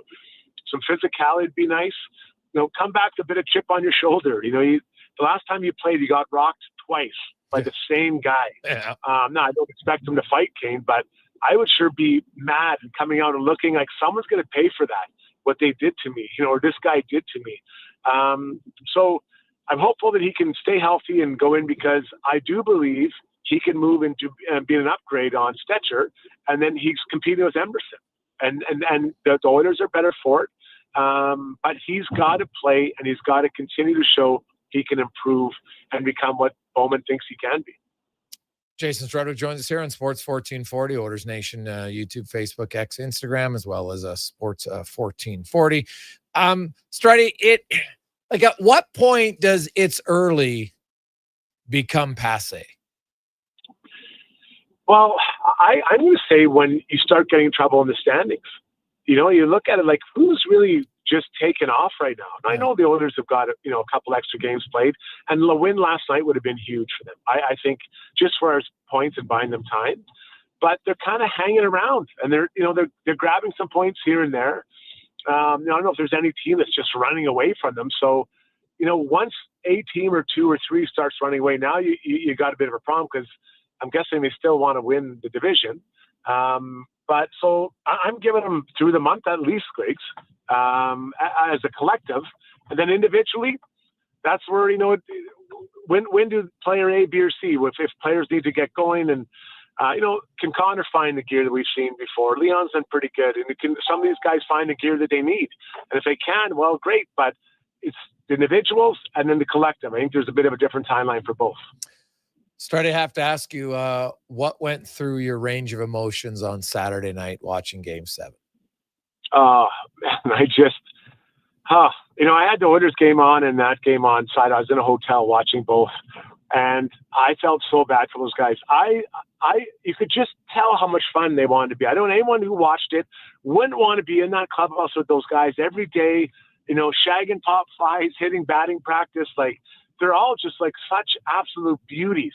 And I felt so bad. I just kept saying, I got to get one more run. And then think about the guys that came up with people on base and unable to get them home. Think about IKF. I saw some breakdowns from guys saying his lead wasn't big enough, his secondary lead, whatever. Not that I know a lot about baseball, but maybe he could have done something different to get home. You think about the home run from Hoffman. You think about Trey Savage giving that home run. Like, that doesn't leave you, Greg. It's not like you and I go golf and you have a bad round and I beat you, you buy me 2 beers, and by the time you remember it. This is something that you might never get back again, ever. And Like I saw the video of Bo Bichette hugging Don Mattingly. Don Mattingly has been in the game forever. He's never been in the World Series. Yep. Great player, not a Hall of Famer yet, but a great player. Been around the game. Never been to the finals. So I felt sick for those guys.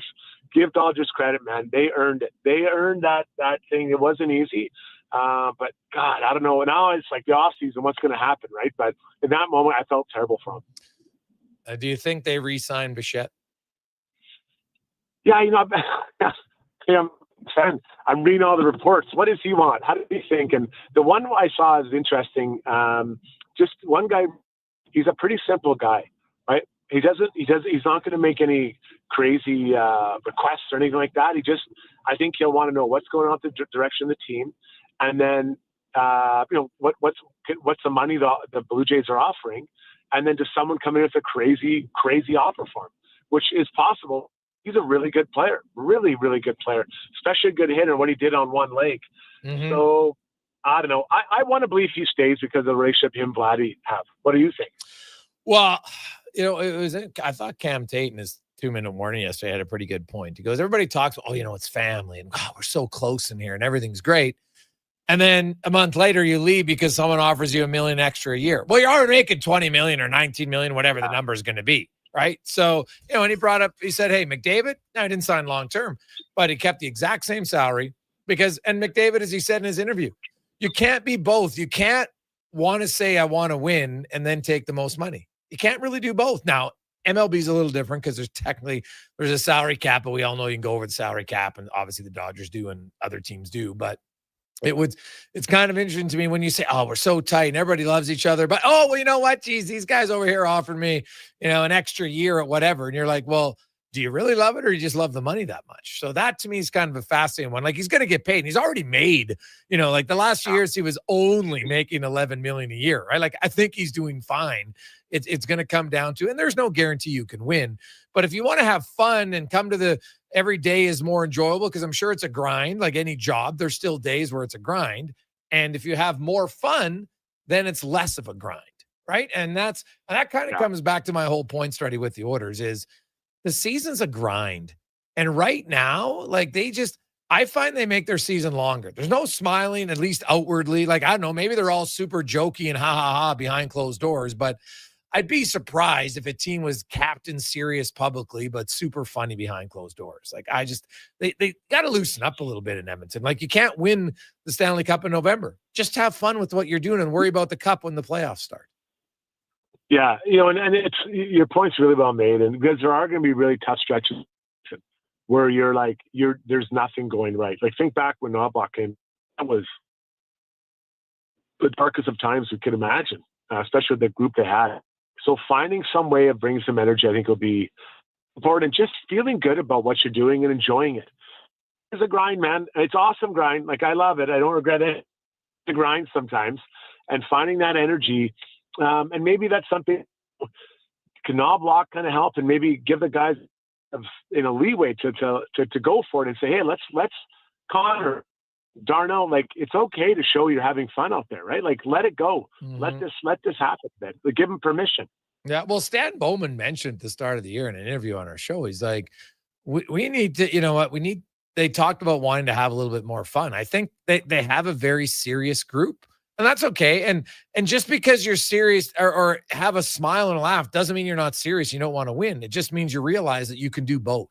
You can have fun and still be incredibly committed and incredibly determined. Because right now, Struds, they say, and here's my last one for you, is I keep hearing after games, well, this is below our standard.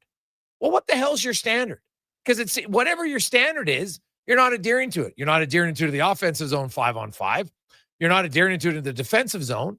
So, like, you can talk about your standard, but at what point, Struddy, do the players have to hold each other accountable that they're actually adhering to the standard? Yeah. Yes. If you look across the lineup, how many players do you think are acting up to their own personal standard as a player? I think you'd be through these first chunk of games, you'd be lucky to find 4. Oh yeah. Not many.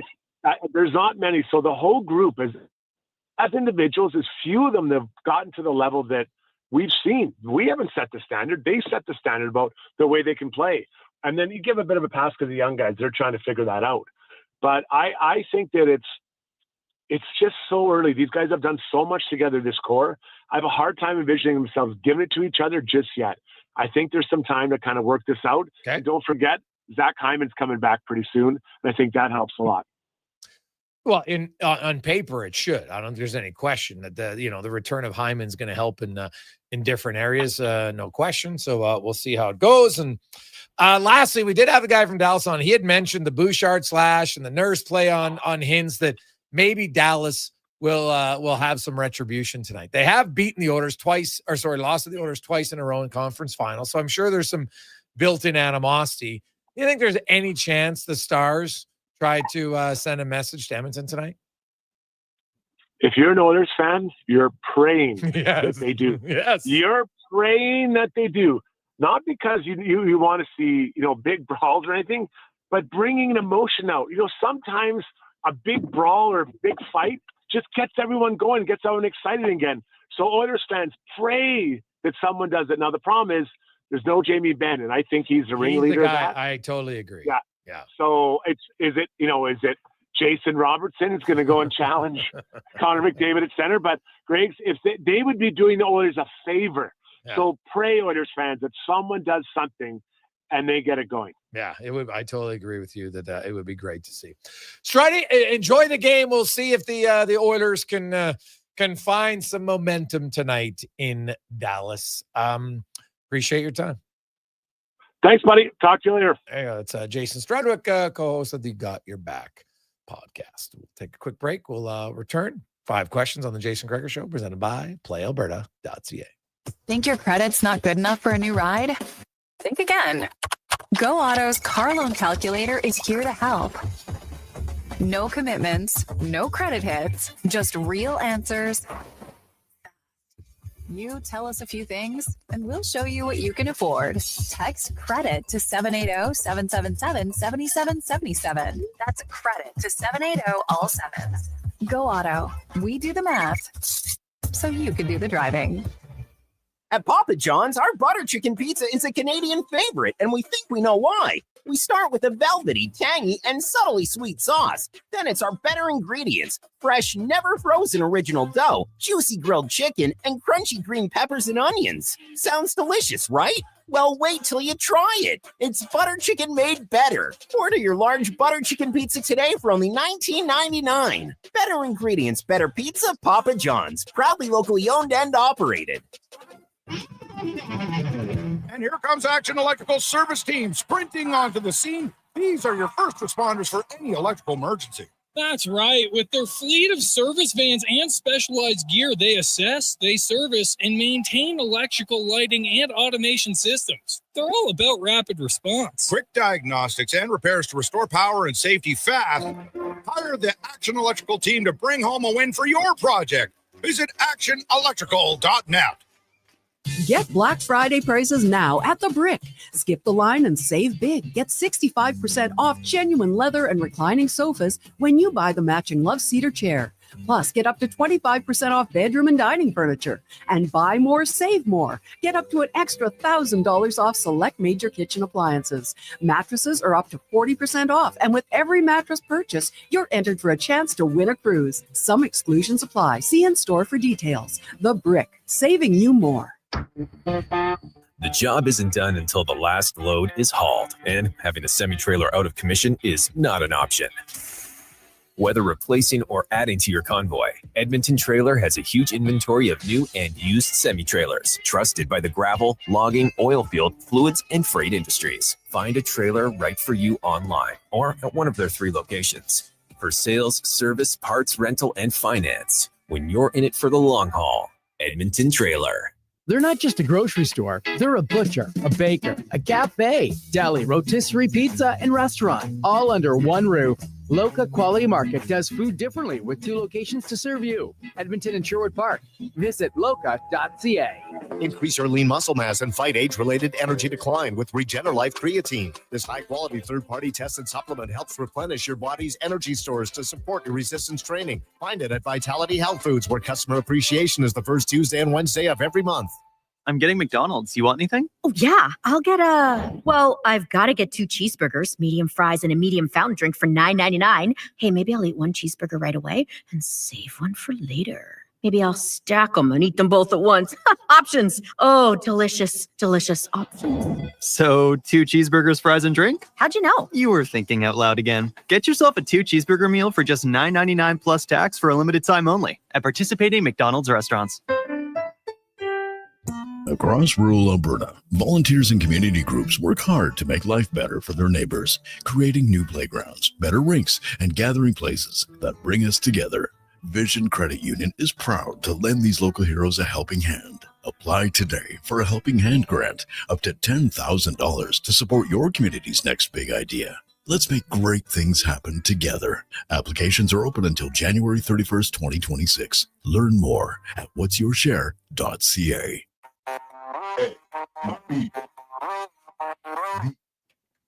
Portions of this hour brought to you by Papa John's. It's Terrific Tuesday. Get 40% off any regular priced pizza when you use the code word 40Tuesday at the start of each pizza order at papajohns.ca or on the Papa John's app. The Jason Gregor Show, the best of Edmonton sports talk and beyond. This is Sports 1440. Presented by PlayAlberta.ca, Alberta's only regulated online gambling website.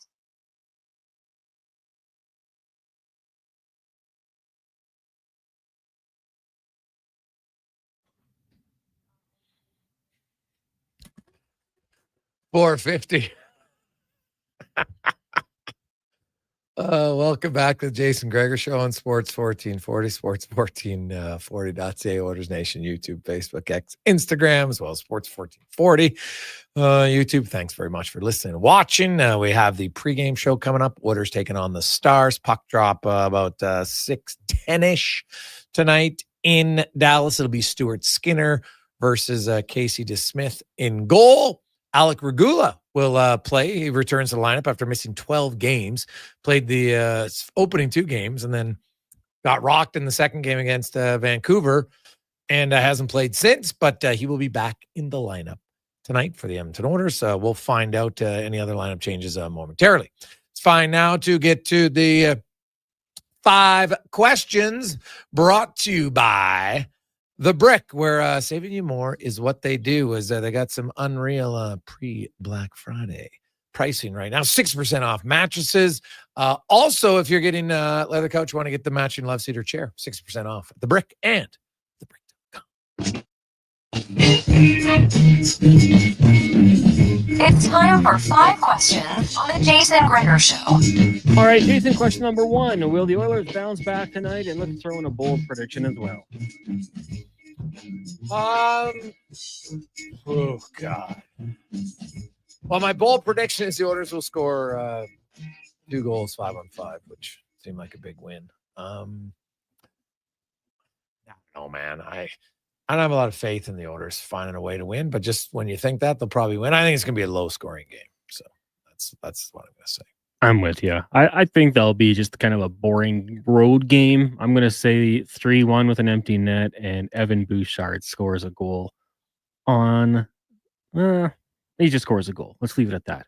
Question number 2. Speaking of Evan Bouchard, we know he can play good defense. We've seen it, but we've seen lapses as well. How do you try and correct that with a player like Bouchard? Well, a lot of it's got to come from within on Bouchard. And, he talked about, hey, you got to be better. And I think I would start with Evan Bouchard. To me, has to be on a 1 glaring error leash. The next one, otherwise, what do you teach? At some point, it's like a parent who says, if you do that one more time, you're going to your room. And then the kid does, if you do that one more time, and there's no accountability. At some point, this is 14 games, and Bouchard's had how many games where he's had glaring errors that lead directly to goals against? How many? At some point, can't you say, hey, buddy, you get a reset, 5-6 minutes? That would be the first thing I would do. I feel like, I don't know how much film does, but hey, Earth to Evan, what are you doing here? Tell me what you're doing. And you know what? I think he really likes scoring goals and playing offensive hockey. So maybe I take something away from him. Power play, we're going to let Jake Wallman have some time on the top unit power play. See what he can do out there. That might be something I look at. I'd love to see him maybe miss a shift here or two, but maybe that might be something to get him going a little bit.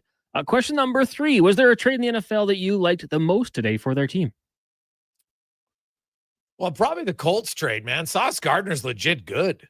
Right? Like his name was nowhere amongst all the NFL insiders. Now I understand why. He had just signed that huge deal with the Jets, right? Last year, $120 million. So you probably thought, hey, this guy he's under contract long-term. He's not going anywhere.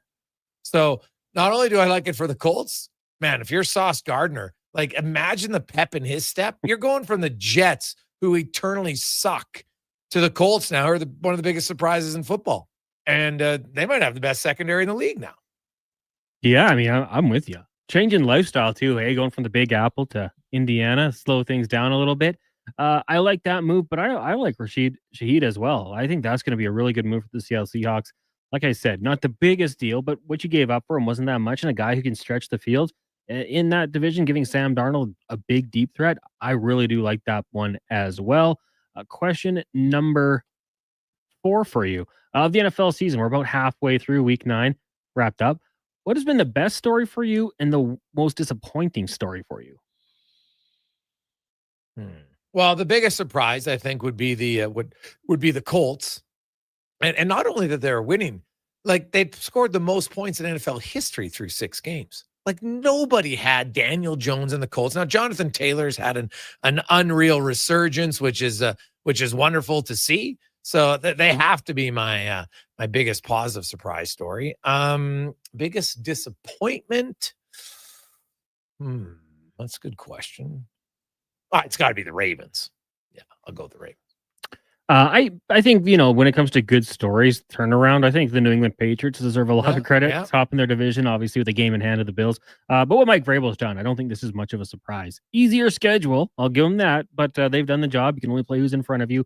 And when it comes to disappointments, I mean, we knew it was coming, but the Cincinnati Bengals for me, like the defense just crushing them. What they did in the offseason wasn't good enough. So the Bengals to me have to be a disappointment. Part of that being with the Joe Burrow injury. Final question for you. It is the late actress Doris Roberts' birthday today. Very well known for playing Ray's mom and Everybody Loves Raymond. So who are your top 3 TV moms? Go ahead.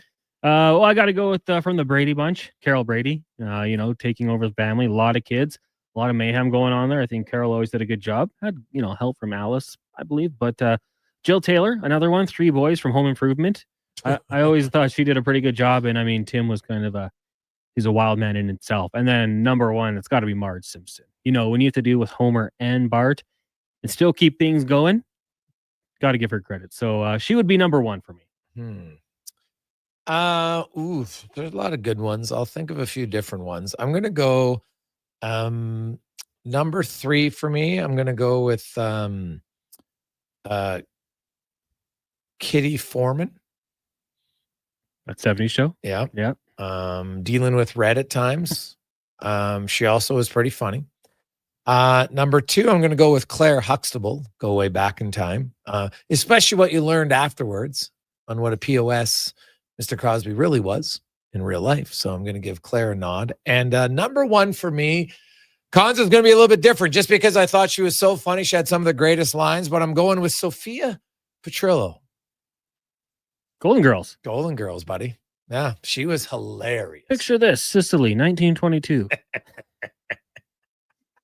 Classic line. Oh my God, she had some hilarious lines on that show. So still unfiltered. That's a good pick. Yeah. So yeah, you got to go with some different ones, but there's lots of good ones for sure over time that you could jump on board with. There's trying to think there's not really is there a real big mom show right now that's on? Can't really think of one. None that I watch anyway. Yeah. There's that show Working Moms, but I can't claim to ever really get into it. So no. Yeah, not that I know of. Yeah. We'll see where it goes. When we come back, we get to the pregame show with Walker, Paulson, and myself here on Sports 1440. Let's get to the Con Man Sports 1440 update brought to you by Northgate Chevrolet Buick and GMC. November to remember, you can save thousands on new and pre-owned inventory right now at Northgate. Great selection, great people, northgategm.com. This is a Sports 1440 update. Game day Oilers looking to bounce back from yesterday's loss there in Dallas, taking on the Stars. Puck drop at 6. Pre-game coverage with Walker, Gregor, Paulson, and Ferraro. Coming up next, elsewhere, you got the Sabres and the Mammoth Flyers in Montreal. The Wild host the Preds, Lightning in Colorado. Ducks taking on the Panthers, and the Jets up against the Kings in the Association. Raptors taking on the Bucks. Tip-off 5:30 from Toronto. In town, the Edmonton Elks have extended national wideout Keon Julian Grant through the 2026 season. Trade deadline in the NFL. The Jets making some moves, sending cornerback Sauce Gardner to the Colts for A.D. Mitchell and 2 first-round picks. Then sending Quinton Williams to the Cowboys for first- and second-round draft picks, as well as defensive tackle Ozzie Smith. And the Seattle Seahawks bringing in Rashid Shaheed from the Saints for 4th and 5th round selections in the upcoming draft. 2 games in the AJ tonight. Grand Prairie in Calgary. Jim Heller hosting Fort Mac. Both those games starting at 7. Coming up next, pre-game coverage here on Sports 1440. I'm Connor Halley. This has been a Sports